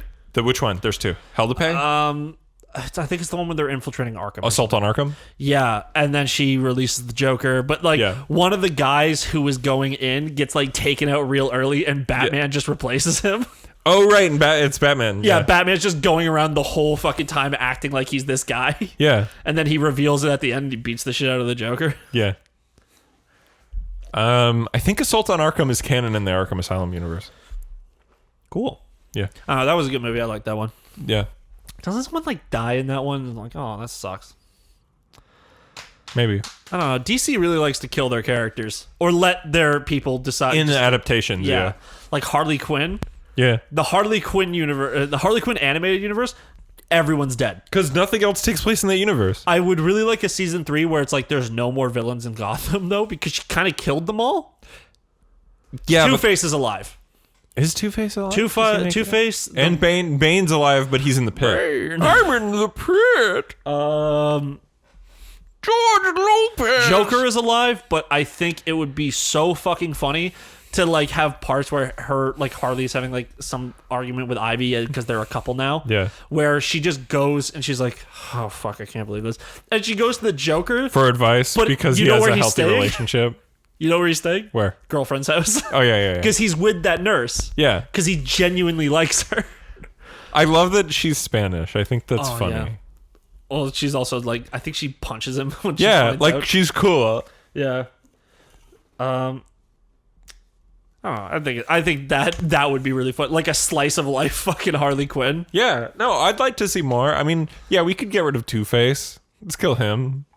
I don't know. I think what he's gonna do with Gordon in the next season is gonna be like the that's sort of thing. Like, there's still more stuff that they could do. I'd be totally fine Nightwing. if this is Nightwing. Yeah, Nightwing exists in this universe. He has to because also Jason Todd's dead. Or is he? Or is he Red Hood or whatever? Yeah. Who knows? Keep the Justice League out of Gotham though. Every single time they show up, I'm just like, oh great, the problem solved. Yeah, but they're funny. Oh yeah, the Phantom Zone or whatever the fuck it's called. We're gonna send him to the Phantom Zone. Or Wonder Woman's like, do you want to say it? It's your thing. And he's like, yes, I do. Thank you. The Phantom Zone. Yes. We don't like killing, but we will do it if we need to. Which is good. Yeah. Yes, I do speak a little parademon, but be better. Thing where they try and like kidnap Lois Lane as well, and he just shows up and he's just like, I've got somebody who wants to take care of this for me. Yeah, it's Damian. All right. So let's talk about our what weeks. What up, Ian? You want to go first? I'm gonna. By the way, this is the Ghost of Tsushima Platinum spoiler cast, but I guess we'll save that for the end. Yeah. What do we? Actually, Ian, do you know what would be a much better idea is if I clip the 1 hour Ghost of Tsushima Platinum spoiler cast out of this episode and make it its own separate bonus episode that comes out on the day after this goes live. Right, Ian from the past? Say nothing if you agree. What did I do this week? I did consume some media. What did you do? Well, I'll start with this one because you're gonna nut. Yep. I watched Doom Patrol. Woo! Only the first episode. Okay. Is every episode an hour long? Yeah. Ah, fuck. Ish. All right. It's a good show. You really get a good feel of the characters off that first episode. Yep. I do enjoy that, like, in the initial, like, Cliff Steele's initial memory. Yeah. Is that he thinks he died in the NASCAR race. In the NASCAR race, but then turns out he won. He beat the shit out of his pit crew leader. Yeah, Bunk. And told his wife to fuck off. And then he became a sad alcoholic. And he just like was crying, getting his dick rode. Yeah. And then he calls his wife and he's like, "I'll be better." Yeah. And then he kills her. Yep. And himself. Yep. Or maybe his daughter. Who knows? Yep. Yeah. So. And then the thing with Larry or whatever. Yeah, Larry Trainer. Larry Trainer, fucking good. Yeah. Just the line of like he's felt like a monster for a lot longer, and then it's just he pins his like buddy to the truck and they just start missing out because he has 2 kids at home and a wife. And it's like the early 60s. Yeah. And he's gay. Is he like immortal now? Because it's 59 years later. Yeah. Yeah. So his thing is okay. Do you ever see underneath the bandages? Yes. Is his face still fucked up or? Yes. Okay, cool. That makes sense. But you don't see it that often because they need to actually get because you have to Matt do Bomer. makeup or you can just you have to get makeup and Matt Bomer. Oh, they just do the voice thing like they do with Cliff Steele? Same with Robot Man, yeah. The guys under the suits do a great job. I don't understand Rita. What happened to her? Like it's like there was a chemical in the water and it fucked her up. And she became like an immortal monster. Yeah, because she's made of goo. Now she's a goo woman. She is the blob. Whenever she gets stressed out, it seems her power activates. Yeah. When she found out that the rumor is that she left acting to become a porn star, it like destroyed her. Yeah. Yeah. That's a bummer. Mm-hmm. But also, Was it just some woman who like looked like her and she's like, I can't act, but I can get my pussy pounded? Yeah, it's there's a lot with Rita's like character and backstory. You get a lot more. I love Alan Tudyk as the villain in this. His thing with Alan Tudyk Is that you love him. I do. I absolutely do. I really wish he would play a good guy in one thing, but his voice is just, he does the villain voice so good. Yeah. It's very Joker-esque. A little bit. Like he slips into it sometimes where some things he says, I'm like, that's the Joker. Yeah. His Joker's amazing, but it's just some, Yeah. The doctor guy, he's cool. Oh, yeah, it's Timothy Dalton.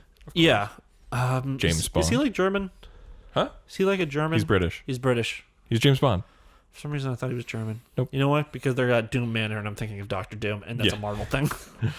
And also, he's from a fake country. Oh, really? Even more TV superheroes? Have you killed yourself yet? He's all fuck. What's his name? Oh Who? God! We were just talking about him. What the fuck is Who? wrong with me? Alan Tudyk? Alan Tudyk. Yeah. Damn it.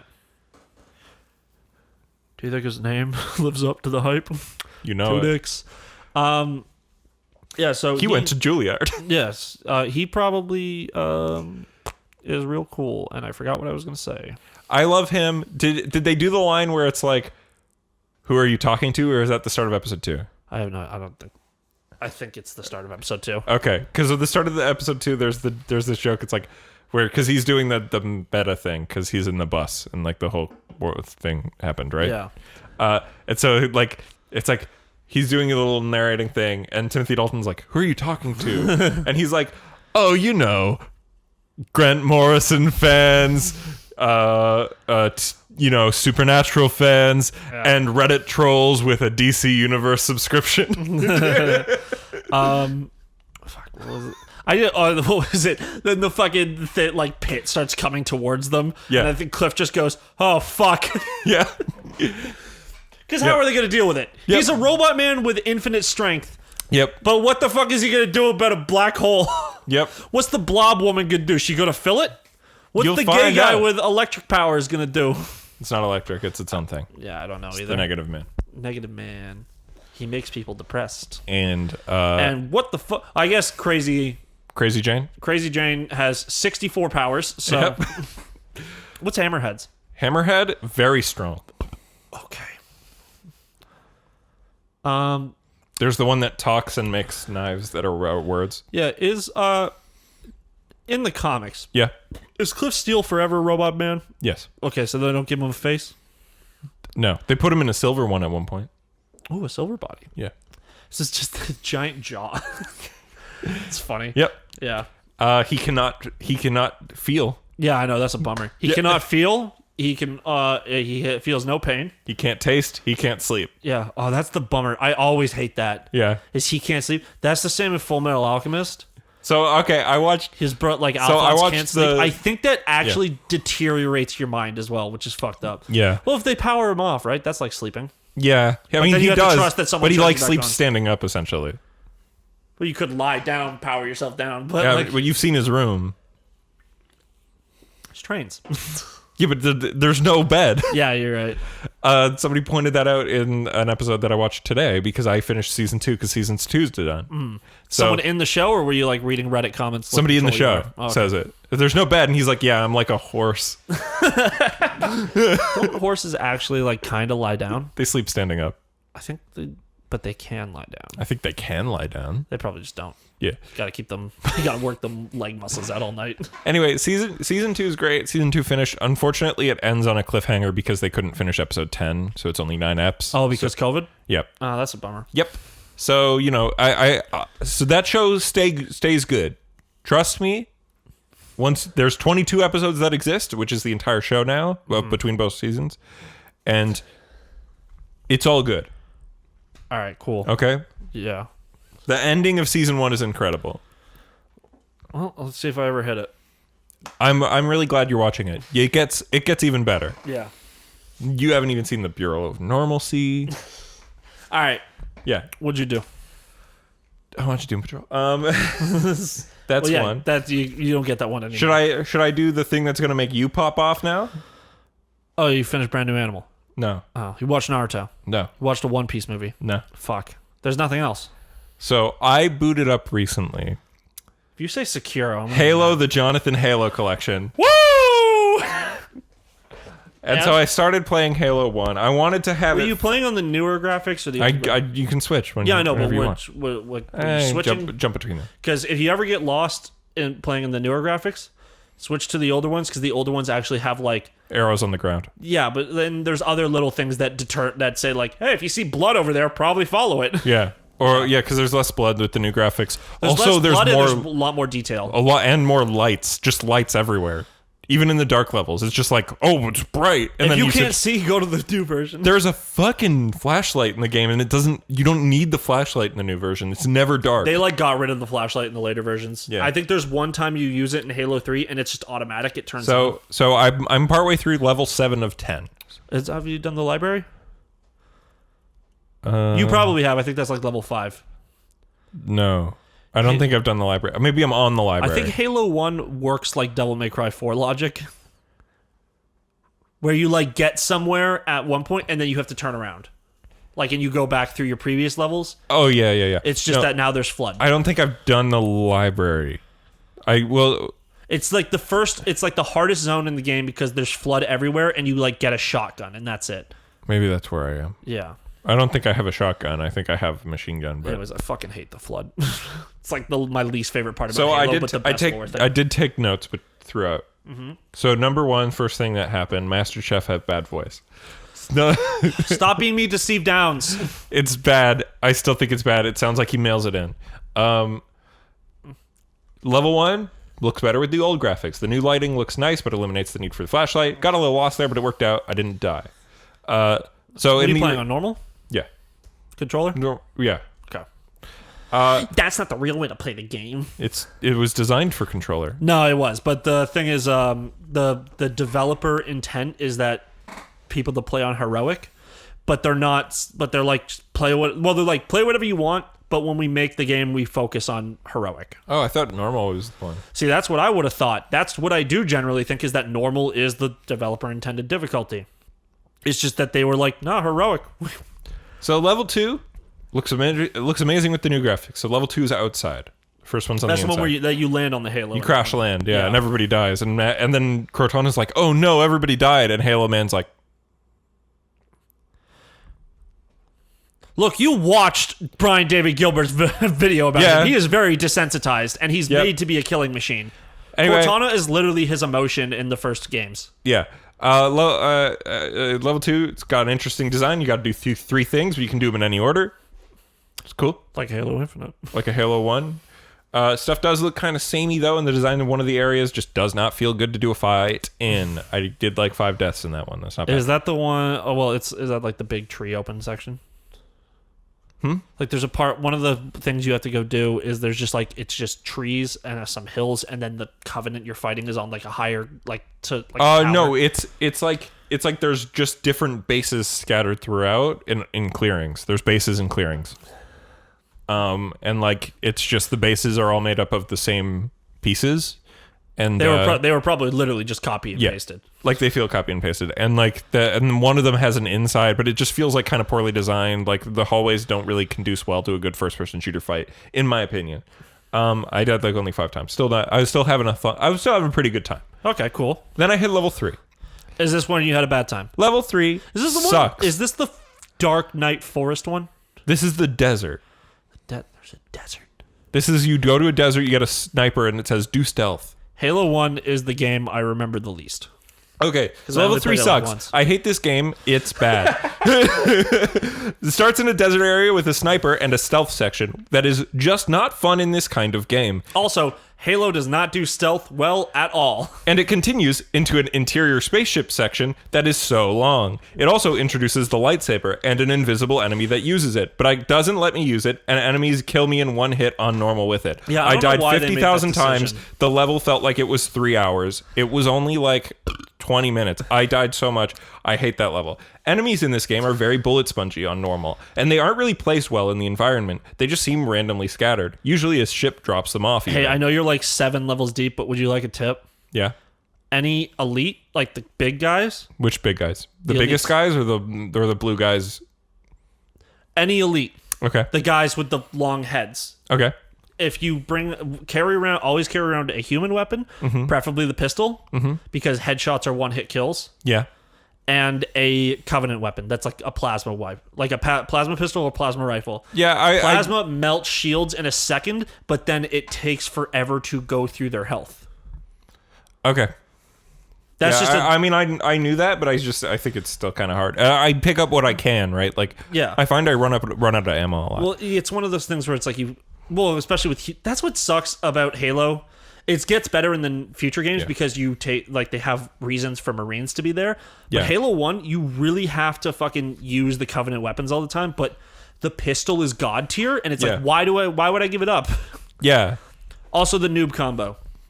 If you use a plasma pistol, fully charged, eliminates shields and everything, and stuns the enemies. Mm-hmm. So while you plasma pistol stun them, they're just like, oh shit! You can just swap to your pistol and boop. Yeah. Yeah. No, I gets- know that the how it works. I had to figure out that the plasma pistol did that, but I found that out in level 3. Because the game allows you to test things out. Yes. And forces you to use the other weapons, which someone might say, to make you engage with the other mechanics of the game. The trend that I don't like that Halo started more than any other thing that Halo does is that you can only hold 2 weapons at once. Yeah. Because every first-person shooter since does that. Like I think Call of Duty did that. Like it was Halo did it first, and then COD did it. Yeah, Doom guy gets as many as he wants. Yeah. Level 4 is my shit. Which one was that? This is the Silent Cartographer. That's a great. This is peak Halo. Enemy AI is V smart, but partner AI is super dumb. My only problem with this style of level design is that it can be a little hard to figure out where to go. But ultimately, it's an entire level in a circle. It feels great to run around in. It's big. You go outside and inside. Everything feels kind of new. Like nothing in that level feels like it's repeating. Wait, is that the one on the island? Yeah, it's like an entire island. Yeah. It's I awesome. When I think of that level, I literally think it's the first level in the game, and I know me it's too. not. Because it's the It's demo the first level. It's demo level. It's Yeah, the demo level. Yeah. it's the coolest fucking thing. Also, you can the thing about that level, is you literally go up the circle, to like you spiral up. Yeah. You can fall off the spiral and go back to the you beginning. spiral up and then go back down because you have to go. No, but if you have to go up, complete an objective, and then go back down. Yeah. But what you can do, You can fall off. is you can fall off, survive, and you took the warthog, and you're like, right now I gotta walk for 5 Well, there's minutes. 5 other warthogs. Not always. Oh, well. Sometimes they are destroyed, or they get despawned, or you just Well, that sucks. yeah. I have written here, it's no Nier Automata or anything, but sometimes this game's soundtrack slaps. Marty O'Donnell. Perhaps the the G. biggest sin of this collection is that all the old title screens are gone, and Halo 1 has a fantastic title screen. Halo 3 has the best one, and Sure, it's still I not there. haven't. I don't know. It's the one that starts with like, oh. They all do. They no, but literally then it all goes do. into like heavy drums and shit. And it's so cool. Yeah, but Halo 1 does this similar thing. You still hear those songs when you're playing the game. It's just the orchestral music going into like sweet guitar riffs and Halo 1 has it very simple where it's just text floating but it's just space and you see the halo and it plays the music. It's a total tone setter, and it being gone for like a really crappy menu, in my opinion, for the Master Chief Collection sucks. Level 5 is the snow one, and it's pretty dang good. I rescind that statement. This is another mission that goes on way too long, and you wind up going through identical copy-pasted room multiple times. Then there's a line break. Still mad at this level. Here are 5 games that came out the same year as Halo 1 that are better.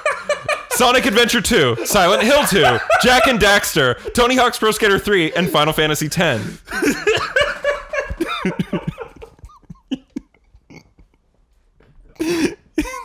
There's 5 games that came out that are better. Fuck you. In the same year. There's bad things in Jak and Daxter too. Yeah, but not as bad, in my opinion. I think Jak and Daxter has some very janky Final platforming. Fantasy X, there is the game's unimpeachable. Never played it. Sonic Adventure 2, unimpeachable. Perfect game. Yeah. I'm Knuckles. Unlike Like Sonic, I don't chuckle. I'd rather flex my knuckles. I think he says muscles, actually. Whatever. All right, go Do on. you care? I do, actually. All right, 'cause level it's 6 is... Pumpkin Hill as well. Yeah. Level 6 is Spooky Dagobah. Evil Bug Boys attack. Pretty cool. Looks better with That's the the old flood. graphics. Yeah, I didn't know, because he tells you at the end of the level. Well, because also it's a new concept. Yeah. Also, the flood. Yeah. the Ark of the Covenant. Yeah, no, I know. Once you finish it, you should go watch Wooly's video where it's just him and Lil V Mills, and he's just going like, "It's all God! Everything is religion!"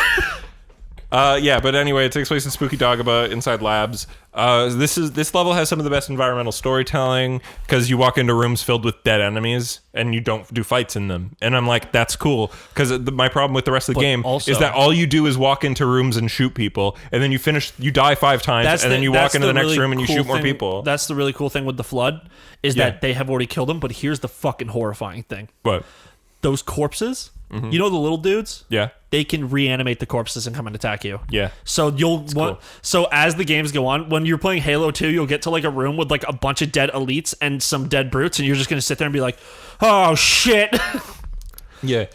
So what I have here is that the spooky horror level looks better with the old graphics because again, it's darker, it's spookier, it's a horror. It's game. A vibe. Yeah. But I kept getting lost, so I switched to the new graphics. That's why. Because that's fine. Like you're abusing a thing they put in the game, but like. So it'd just be like that. So here's the quote that's damning about this section. The Flood stop being cool and spooky when they start having guns, because then they become just normal enemies again. Yeah. They are cool when there are guys chasing you, because you have to use different tactics than when you're fighting people with guns. You have to jump, you have to move around, you have to care about your environment. Well, because the flood, the way to beat them is to circle strafe around them, whereas like when they're just running at you very fast, you have to circle strafe around them and jump. Yeah. And then when you're fighting guys with guns, you have to hide and do different tactics, right? Which is cool. The second this Flood gets guns, the tactics become the same. Dude, how good are they at aiming? I can't remember in Halo 1. They're fine. They're all too good, honestly. Like, because everybody's always shooting you. I think in the later ones is that because they have no eyes and they're reanimated corpses, they have shittier aim. So in this game, every enemy just shoots you if they can even see you a little bit. Which sucks. Which sucks during the bridge section of level 5. Yeah. Straight up, because there's people across the bridge, and you're taking 3 shots because they're far away, even when you zoom in with the pistol or whatever, right? Yeah, but still the pistol does have bullet drop. Yeah, or right. no, like bullet disappearance. Well, yeah, just like it's not perfectly accurate, right? It's not a straight line. Yeah. And so, excuse me. And then, so you do that, and that's the thing. Yeah. So anyway, now I'm on level 7, it's like more fighting Flood, and it's kind of not fun anymore. Well, keep playing. I'll beat the game. I wanted to have the game beat for you so I could tell you all but I you feel just got about burned Halo. out on them. It's just, whatever. It's a long game. Yeah. I die too much. I'm bad at the game. So you're not good at first person shooters. I'm good at some, but it's just I've never played Halo that much. Yeah. Like I fucking Titanfall 2, I'd be kicking ass. The game's great. Titanfall 2 doesn't have like a heavy aim assist. Yeah. So does Halo. Yeah, I know it does. Halo also has the thing. I think Halo was the one that created bullet magnetism. Yeah. Which is if you're. You can turn it off if you're an asshole. I don't think you can. I think bullet with the skull. Yeah. But the skulls are new. Yeah. Skulls weren't in Halo 1 originally. But they were in Halo 1 Anniversary. Yes. They were added in Halo 1 Anniversary. They were a thing that they put in Halo 2. And then in Halo 3, they were like really used. Anyway, Johnathan Halo is a boring character, and I never really know what...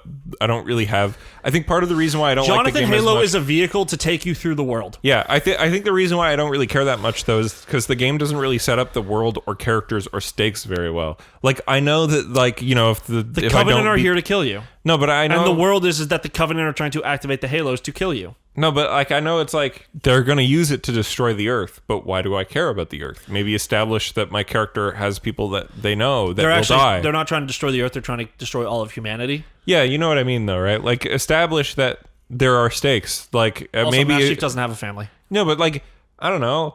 He's met people at some point. Everyone Master Chief has ever loved is dead.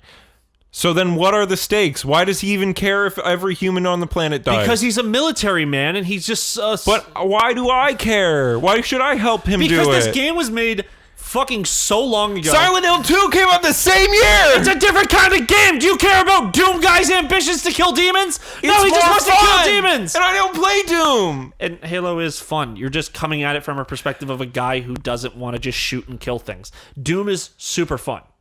It's great.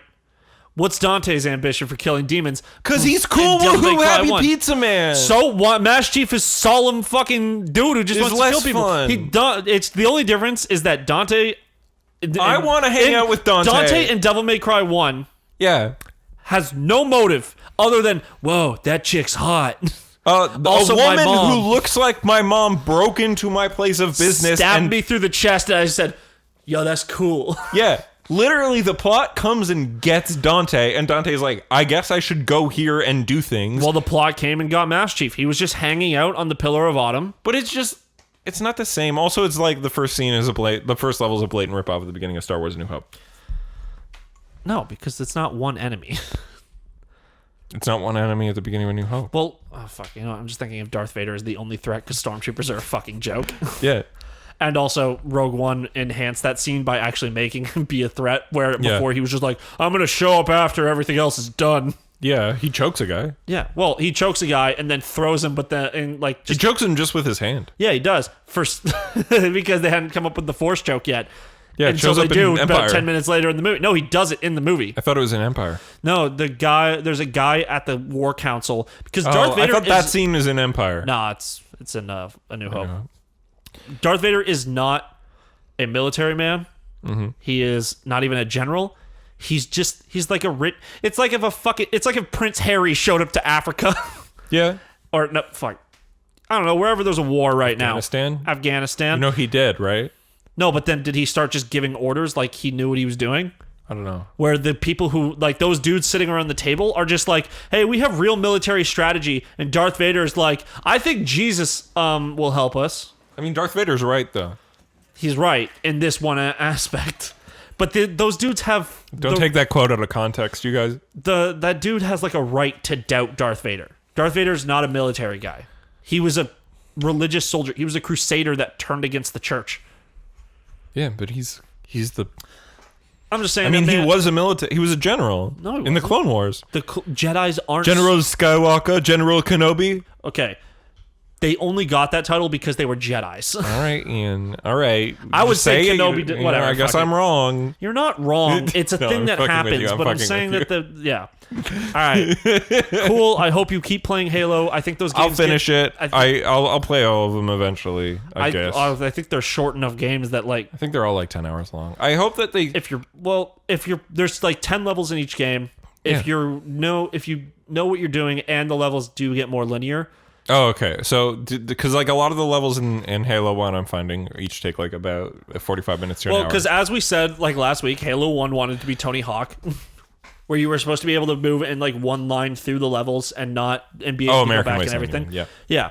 But in Halo 2, they were like, nah, go straight. I feel like more straightforward levels are good because there's open areas where you have big battles. That's what I want. It's still like... That's what I want with Halo. Also, I want open areas where I can do my drivey stuff because that's when Halo's at its best. But I don't want levels that decide they want to be long just to be long, like level 5 where you walk through identical copy-pasted rooms for 20-25 minutes. I don't think there's a thing like that in Halo 2. Okay, good. Because level 5, you can hear it when I play level 5. I'm like, this level's fun. It's Halo sick. 2 starts very similarly to Halo 1, though.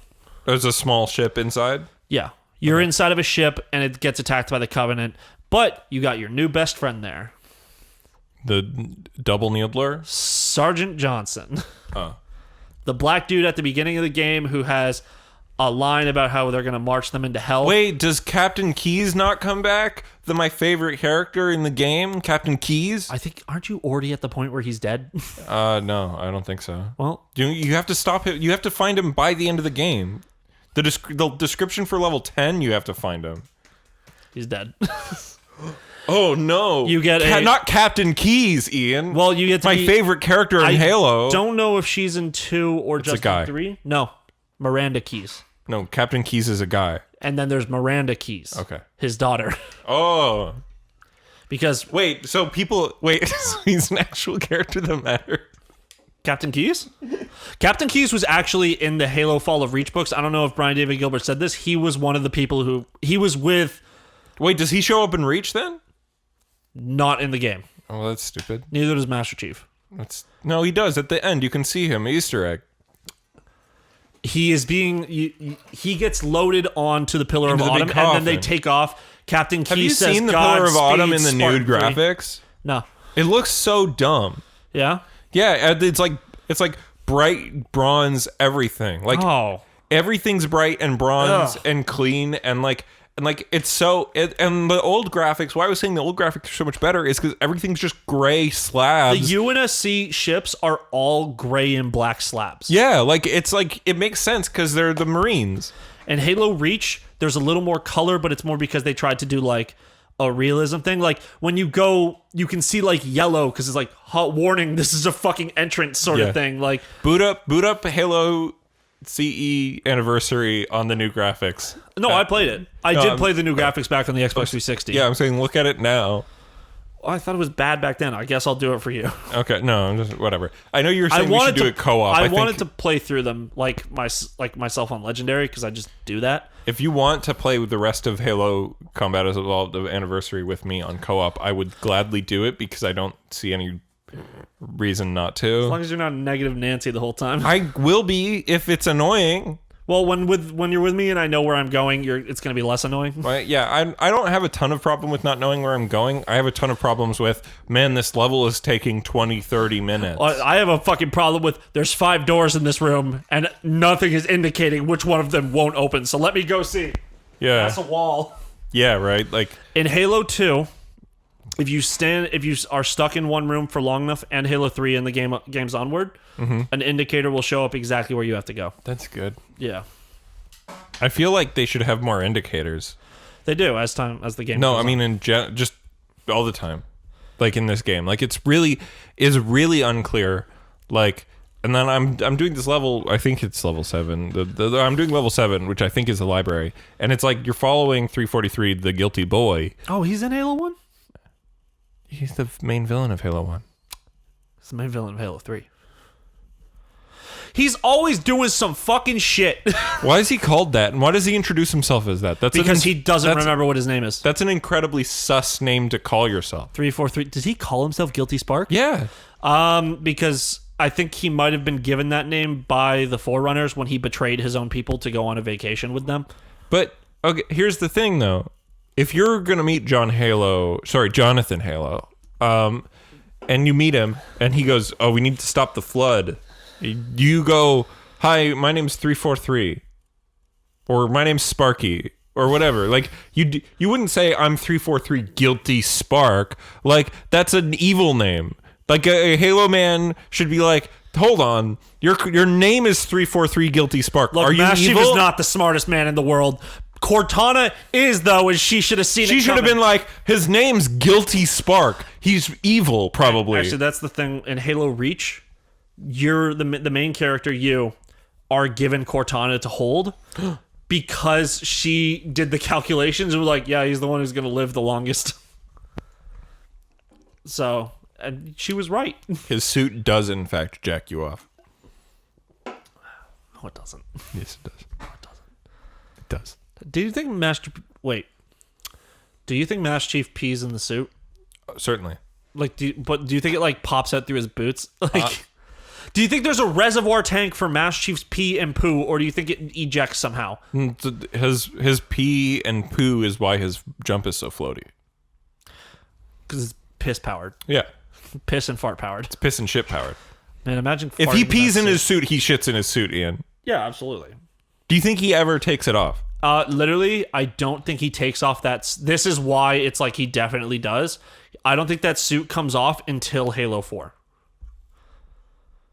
Where they did a cutscene. There's like a cutscene at the end of the game. So wait, have we seen his face? No. Okay. Portion. We've seen his eyes. He's white, right? He's a white dude, yeah. Yeah. He's a white.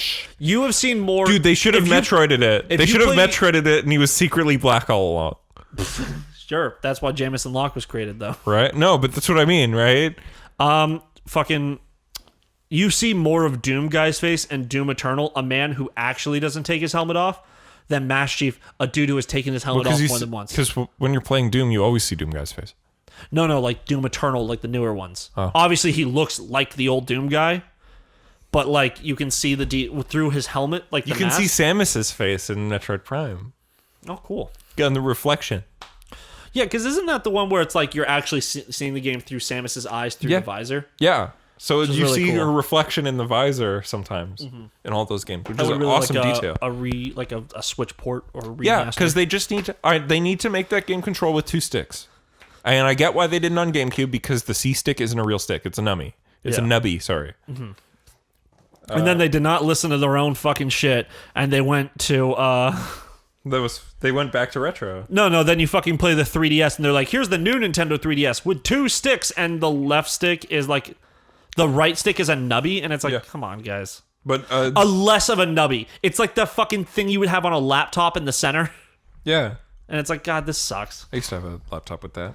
I had one as well. I had one, but then I also had a trackpad, so I never used it. Oh. Okay.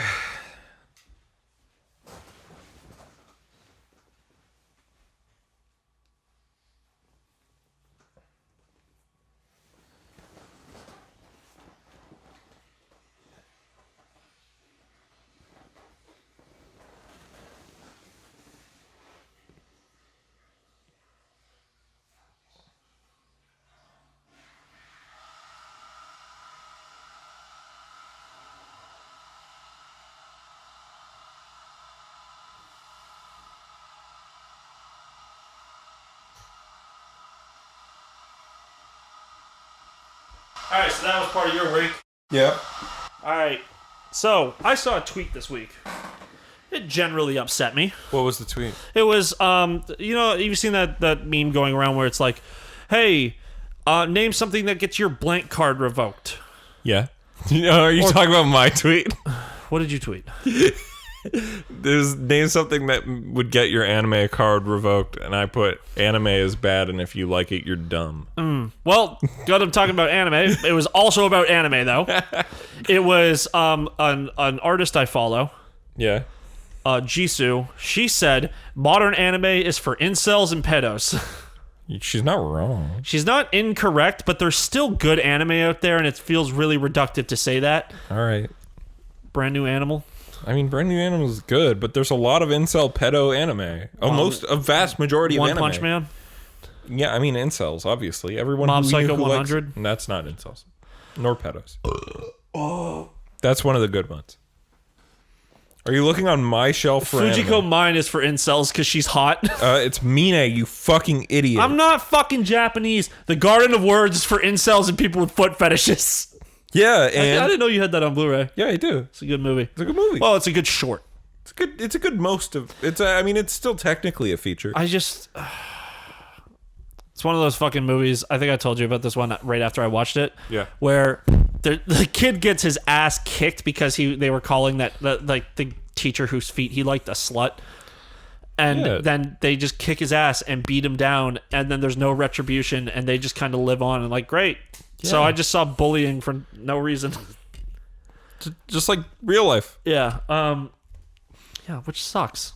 Yeah. I don't like thinking about that. Yeah. I like it when there's... okay, so whatever. This show falls in the realm that I watched this week. Oh, you watched... Okay. I watched an anime. That's where I was going okay. with this. This falls in the realm of incels. All right, Ian. It's a good... Can I see your keyboard real quick? Is your computer still on? Yeah, the TV. I'm just going to pull up an image of this character. All right. Did you watch Interspecies Reviewers, yes or no? Oh, I want to. Have you ever heard of Uzaki-chan Wants to Hang Out? No. All right. It is a show about 2 college students. Okay. Oh, college students. I know, but here's the problem. Okay.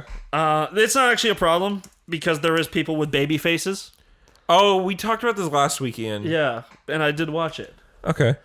She is like 5 feet tall with like triple D's.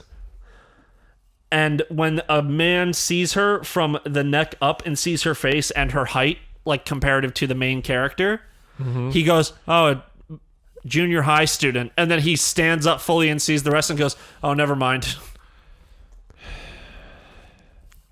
That's the incel part. But honestly, this is just a show about a girl who really... Not even, right. Hey, do you want to watch more of that Digimon reboot? That's fun. Yeah, sure, we can watch that after. Let's do that. All right, so here's the dude over here. Oh, look, he's generic protagonist, man.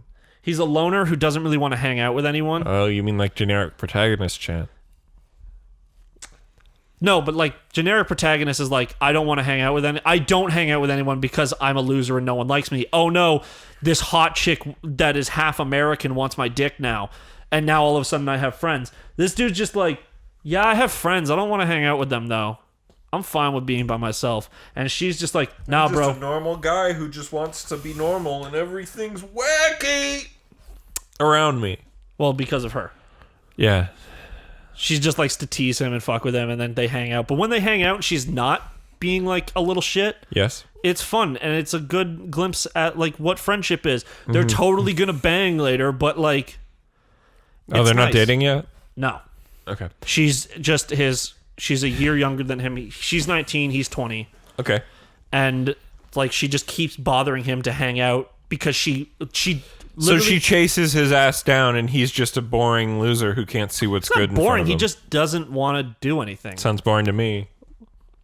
Well, boring to me makes it sound like the dude who's just like, I do nothing and I just sit at home and I wait to go to work. It's the same thing. Yeah, but anyways, at his part-time job, his like boss and his daughter, this is not his boss. Okay. They like ship them and just like love watching them interact, and it's just funny. Oh, they did this, I guess. Nice. Yeah, because you gotta do it. Gotta get titties out. Oh, she's got the teeth thing. Yeah, she's got that snaggle tooth. I hate that shit. I don't like it. Okay, so here's the thing about this. This is either, I know it's on Know Your Beam. Yeah. This could either be porn or a real thing that happens in the show. Because her thing is that she just sometimes says things that are very sexual out loud in front of everyone, and everyone looks at the dude and goes like, bro, I can't believe he's sexually abusing this child. He's just experiencing 11 herbs and spices. I'm sorry, I think that's funny. It's so finger licking good. Yeah. Oh, and then they did this. What is that? He's playing VR and he grabs her tit. Oh, this show's stupid. I thought it was fun. I still think it's fun, and I'm gonna keep watching it. All right, go ahead, Ian. Also, do you know what her shirt says? It means nice boobs. Super huge. Oh, Yeah. that was close. Yeah. Oh, I like it. Oh, that's her in a visual novel. You see it? Which one? On the Or left. this? This one? Yeah, tell me that doesn't look like a visual novel. It's straight up a shot from the show, but Wow. Yeah, Terrible framing. Like, she doesn't match the background. they drew the background before. All right. Thanks, medium.com. Cool. All right. X that. But do you see, like, the I see angle? it. I kind of see it. I am at an angle here, but I do get what you're saying. She looks like she's not interacting with the background at all. She's not standing on the angle that the background is. But think about it. Okay, if she was slightly lower in the frame, I could say, oh, it's Also, because... if she's supposed to be just 5 foot, I don't know how tall she's actually supposed to be, She but shouldn't she be is short. breaking the fourth wall like this, first of all. She's breaking the fourth wall. She's looking directly at camera. But what if the camera is at... if it's a POV shot, because she's supposed to be short, it should be slightly higher. See, that's what I was going to say about this one. Is that if it's a POV shot, it would make sense if this was down lower. Yeah. Because it should be above... Yeah. It should be like a little bit above, tilted down, right? But instead it's just like very awkward. Yeah. That's my thing. Like, it always feels good when you see an anime that like clearly somebody who knows how to frame shots in movies are. You know what I mean? There's a pretty good running shot with like the camera going around and shit, like in the opening. But that's like the one thing I saw where I'm like, that's pretty good. That's well done. Yeah. And then after that, I was like, all right, it's just standard slice of life now. Yeah, I mean, like when you watch stuff like Erased and Monster and stuff, like those shows, they shoot the stuff that's in there as if they're being filmed by a camera, which is really good. And it they establishes have the cinema thing, and everyone made fun of it. Yeah, but that was because it's like Erased was trying to portray itself as this higher level of cinema, and everyone did like it, and I think it won like an anime of the year. Well, actually, Erased actually uses its aspect ratio in a special way, where when you're in the present day, it's full 16:9, but whenever we're in the past, it's in slightly anamorphic. There you get the black bars.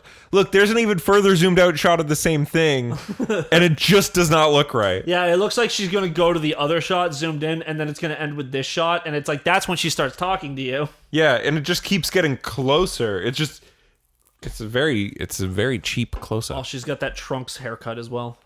Mm-hmm. Like from Dragon Ball Z. No, I know. Who are you talking about when you say Trunks? Are you going to buy the statuette? What? That one. No, I don't want to. It's going to be like $300. And I don't want to. Alrighty. Also, her mom looks the same as her, just with longer hair. Her mom looks younger than her. So there you go. Are you going to buy that? I'm going to buy this. I was going to say, are you going to buy that? No, I'm going to get this foot. No, titty mouse pads? Yeah. I already have a really nice mouse pad. I don't need that. What is on the really nice out mouse pad? Whose titties? Actually, no, just some genuinely good art that I bought at a convention. Oh. Yeah, so just Cool. seeing the same images now, just been scrolling through. I don't know. It's a good show. You know, I have a higher tolerance for like shitty anime. Super than anime you guys shit, do. yeah. I'm Who not the super fuck was into it? Ooh. I feel like I think Chris was watching something new that was like kind of like Yeah. a little more on the ecchi side of things. Yeah. And I'm like, motherfucker, if you like that show but won't watch Food Wars, I'm going to kill you. I watched something with women in it, but this time actual women. Portrait of a Lady on Fire. No, I watched that Skate? last week. No, hold on. That's a weird one. So, I watched a movie called Skate Kitchen this week. It's a 2018 film. It's about all these women who are skateboarders in New York City. It has a bunch of non-actors playing fictionalized versions of themselves. Do they skate in Hell's Kitchen? No, it's like a reference to like the Get Back in the Kitchen thing. Oh. Because they're women. Because people kept saying that. But yeah, man, almost every one of the main characters is a person of color, except for one whom is gay and white. So, you know, and they're all based on themselves. Like it's fully like essentially a documentary that's narrative. Yeah. About this girl right here. Straight up, white women start being cool again. Yeah, right here. Like this none girl of you have who's anything Hispanic. interesting going on. That's rude. What? I don't know. Like that seems bad. Why? But Get straight white women, you're not doing shit. Gay white women, ooh yeah, you skating girl. yeah. Anyway, whatever. You get it. I'll stay a respectful Kitchen's distance sick. and talk to you like I talk to everyone it's a great coming of age movie, but it's not super heavy on the. I think it's more of a tone piece than a good narrative, because it's just like the vibe when it's with them is like it's like semi improvised dialogue, so it's very naturalistic. So there was a guide, like there was like here's the script riff. Yeah, and so because Donald says something funny because they're all just playing themselves essentially. Like you really feel that they're friends, and you feel like you're part of that group, and it's a really good movie. All right, so which one of them decided to make the movie? None of them. It's a different woman who met them on the subway once and was like, "I will make a movie about you guys because you're cool." And also, it's like the first Gen Z coming of age thing that I've ever seen. What about that 8th grade movie or whatever the fuck? I guess it came out the same year. So there. Yeah, And also that's about some later teens. yeah. It's about late skateboarding. teens, early 20s people. Yeah, so one of them was in 2018, one of them was born in 99. Yeah, So that's not real. I'm kidding. yeah. I think they're born between like 99 and 94. So it's like cuspies, a millennial, and Gen Zers. All right. Anyway, this is a good movie. You should Yeah. watch it. I only found out about it Oh, because Nathan. Huh? You know I won't.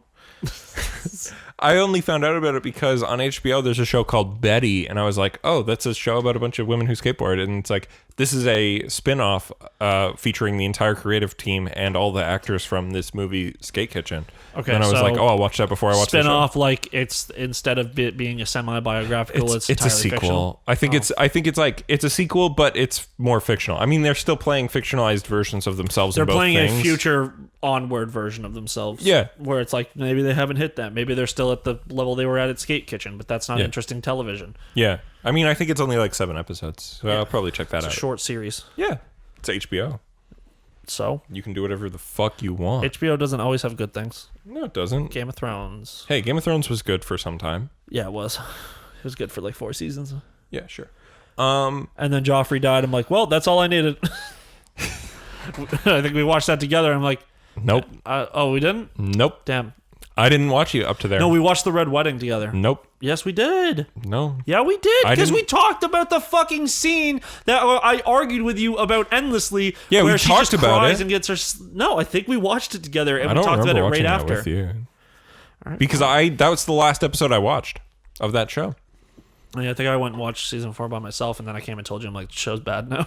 Maybe. I didn't even realize. I didn't even think you watched that show, honestly. I stopped right. Yeah, at no, season but I 4. mean, I didn't think you'd So I'm a watch that whole show. 6 seasons behind. I did not think you watched a single episode of that show, Ian. Man, I sometimes wish I didn't. See, I don't like TV that like literally everyone likes Yeah. because I just don't care. But more people should like Doom Patrol, honestly. It's such a good show. If you like Umbrella Academy, you would like Doom Patrol. They're the same show. I didn't watch that one either. No, I'm not saying you. I'm saying it's more popular. I'm just here for anime and shows with big tits. I mean, April Balby in fucking Doom Patrol. Who? Rita Farr. It's all right, She got a booty. but she's not anime. All right, Ian. I'm worried about you. What? I just want to see. I don't want to see a real woman who's attractive. I don't I even want wanna to see see a a drawing. I want to see unique character perspectives and not just the same shit over and over again. Anyways, here, let me go watch my slice of life anime about girls who like to fish. It's totally different than my anime about girls who like to camp. Speaking of camping, let's talk about Ghost of Tsushima because that's all I had for this week. I don't know if you have anything else. Oh, I just had a thing I wanted to talk about. Sure. You know what I hate? What? Games made for YouTubers. Like, Fall Guys. oh, I saw the ad for that. That looked pretty fun. Yes, but the game. Did you ever play Gang Beasts?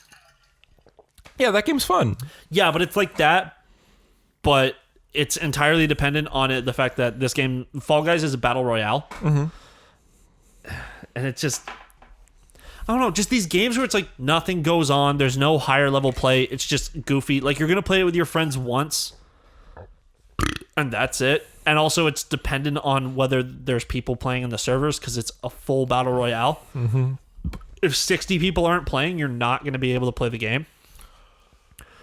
Like, it's just not as interesting to me. I don't know. I like fun, silly things that are fun.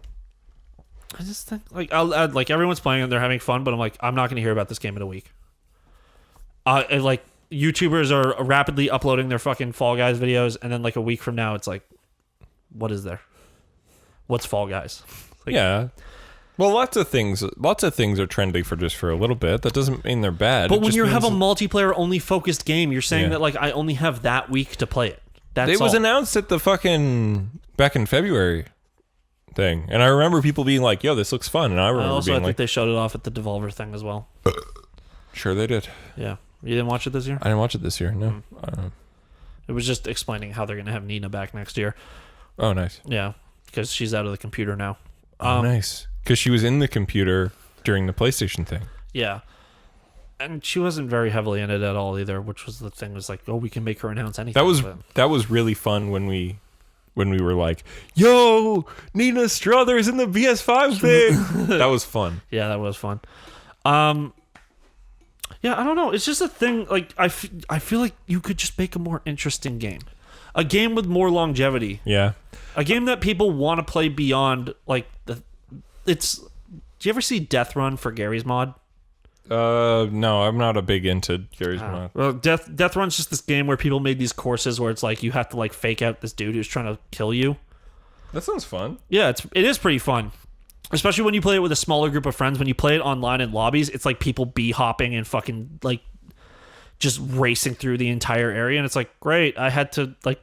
But with Death Run with your friends, it's like 5 of you. You all have to take your time. And, like, people usually go one at a time. You be like... You have 3 lives sort of shit. You respawn. Because there's a death. There's someone in charge. But Fall Guys, it's just... AI throws shit at you, and your character who moves like really stupidly has to just be like, I hope I don't get hit by this. Oh! And also you can punch the people next to you, but it doesn't do anything. It's like Gang Beasts where like, unless I hit you in the head a bunch of times, no one cares. It's by the guys who did Foul Play.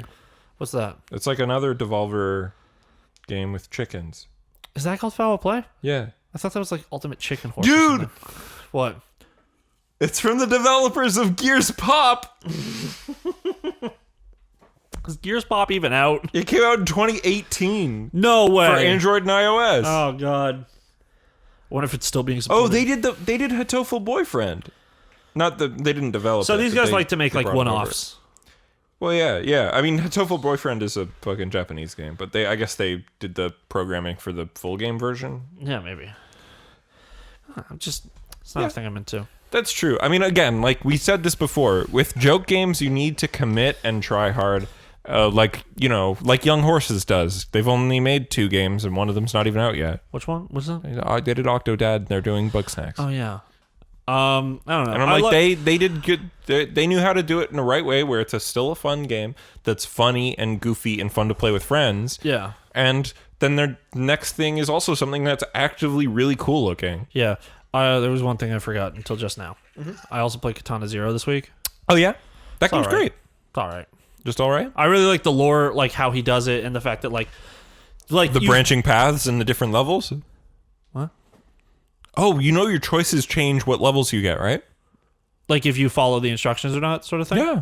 Okay, I have been following the instructions, so I didn't know. There was one actually I did piss them off. Yeah. Was it the one? Did you have to kill guys in the prison? At the end, like when you get to that fucking section where you have to sneak past them.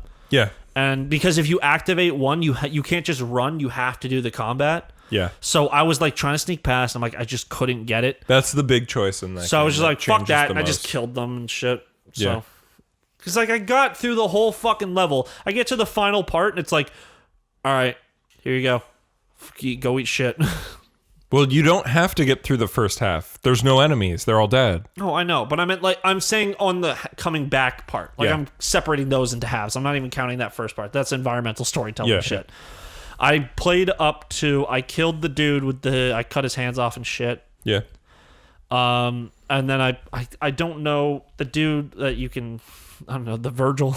Yeah. The guy who can also stop time but also dash forward and like kill people in a line. Oh, when you play as him, you mean? Yeah, I did his section and then I stopped playing. I think that's as far as I got. Because that is cool and I want that power forever, but I can't have it because it's that guy's thing. I hope there's like a way to play through the game at once you beat it or something where you can play all the levels with him, but Yeah, there's a lot of cool stuff with that game, honestly. Like there's a lot of variation of what levels you play or what things you see based on like your choices and stuff. but the way he like the constant deaths thing, Yeah. it's not like Hotline Miami where it's like just try again. It's your guy sits there and then he listens to music and that's the music for the level and he plans it out and Yeah. the timer at the top is only the amount of time the song will play for. Yeah. So you have to go through the whole level, beat it, and then he stands up and goes, "Yeah, that sounds good." And then he goes and does it in a replay. Yep. And you can watch it like super fast without doing the time stop shit. Yeah. But then they also have the drug where it's like if you die, you respawn anyway. So I just don't get that part. Why even have the drug? Because Well, the drug. It's the reason why he can do that time shit is because of the drug. well, like when there's that part when you're supposed to die a bunch of times. Yeah. And you eventually You keep say, repeating it Yeah, and you're doing like, the don't be dialogue late for choices. your date, V. We've done this already, or some shit. Yeah. And then he says like, "Oh, I guess I've killed you 1,000 times already," or some shit. I'm just like, it's really interesting that you did that, but then having the way of like that. No, it's because he's using the drug. It's I- just it shows you only what the video camera sees. I know. Well, no, it's not. He's sitting down and meditating and figuring out the path he's going to take. That's what they're saying. And then the video camera is just the replay of what you did. Yeah, that's what I mean though. Of like the finished, of like the best result. But it's because he keeps coming back. But the video camera only sees him on his successful try. just on the successful All try. right, I literally thought that it was just him planning out the whole thing, and then the video camera is his actual execution. No, it's he keeps going after it, but because it's the video camera only captures the successful run because that's the only timeline that continues.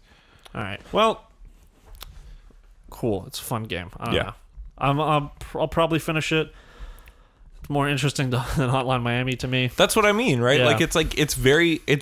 That's why I'm saying what I was saying to you when I came back to that game and played through a bunch of it a second time. Yeah. I was saying like that's my Hotline Miami too.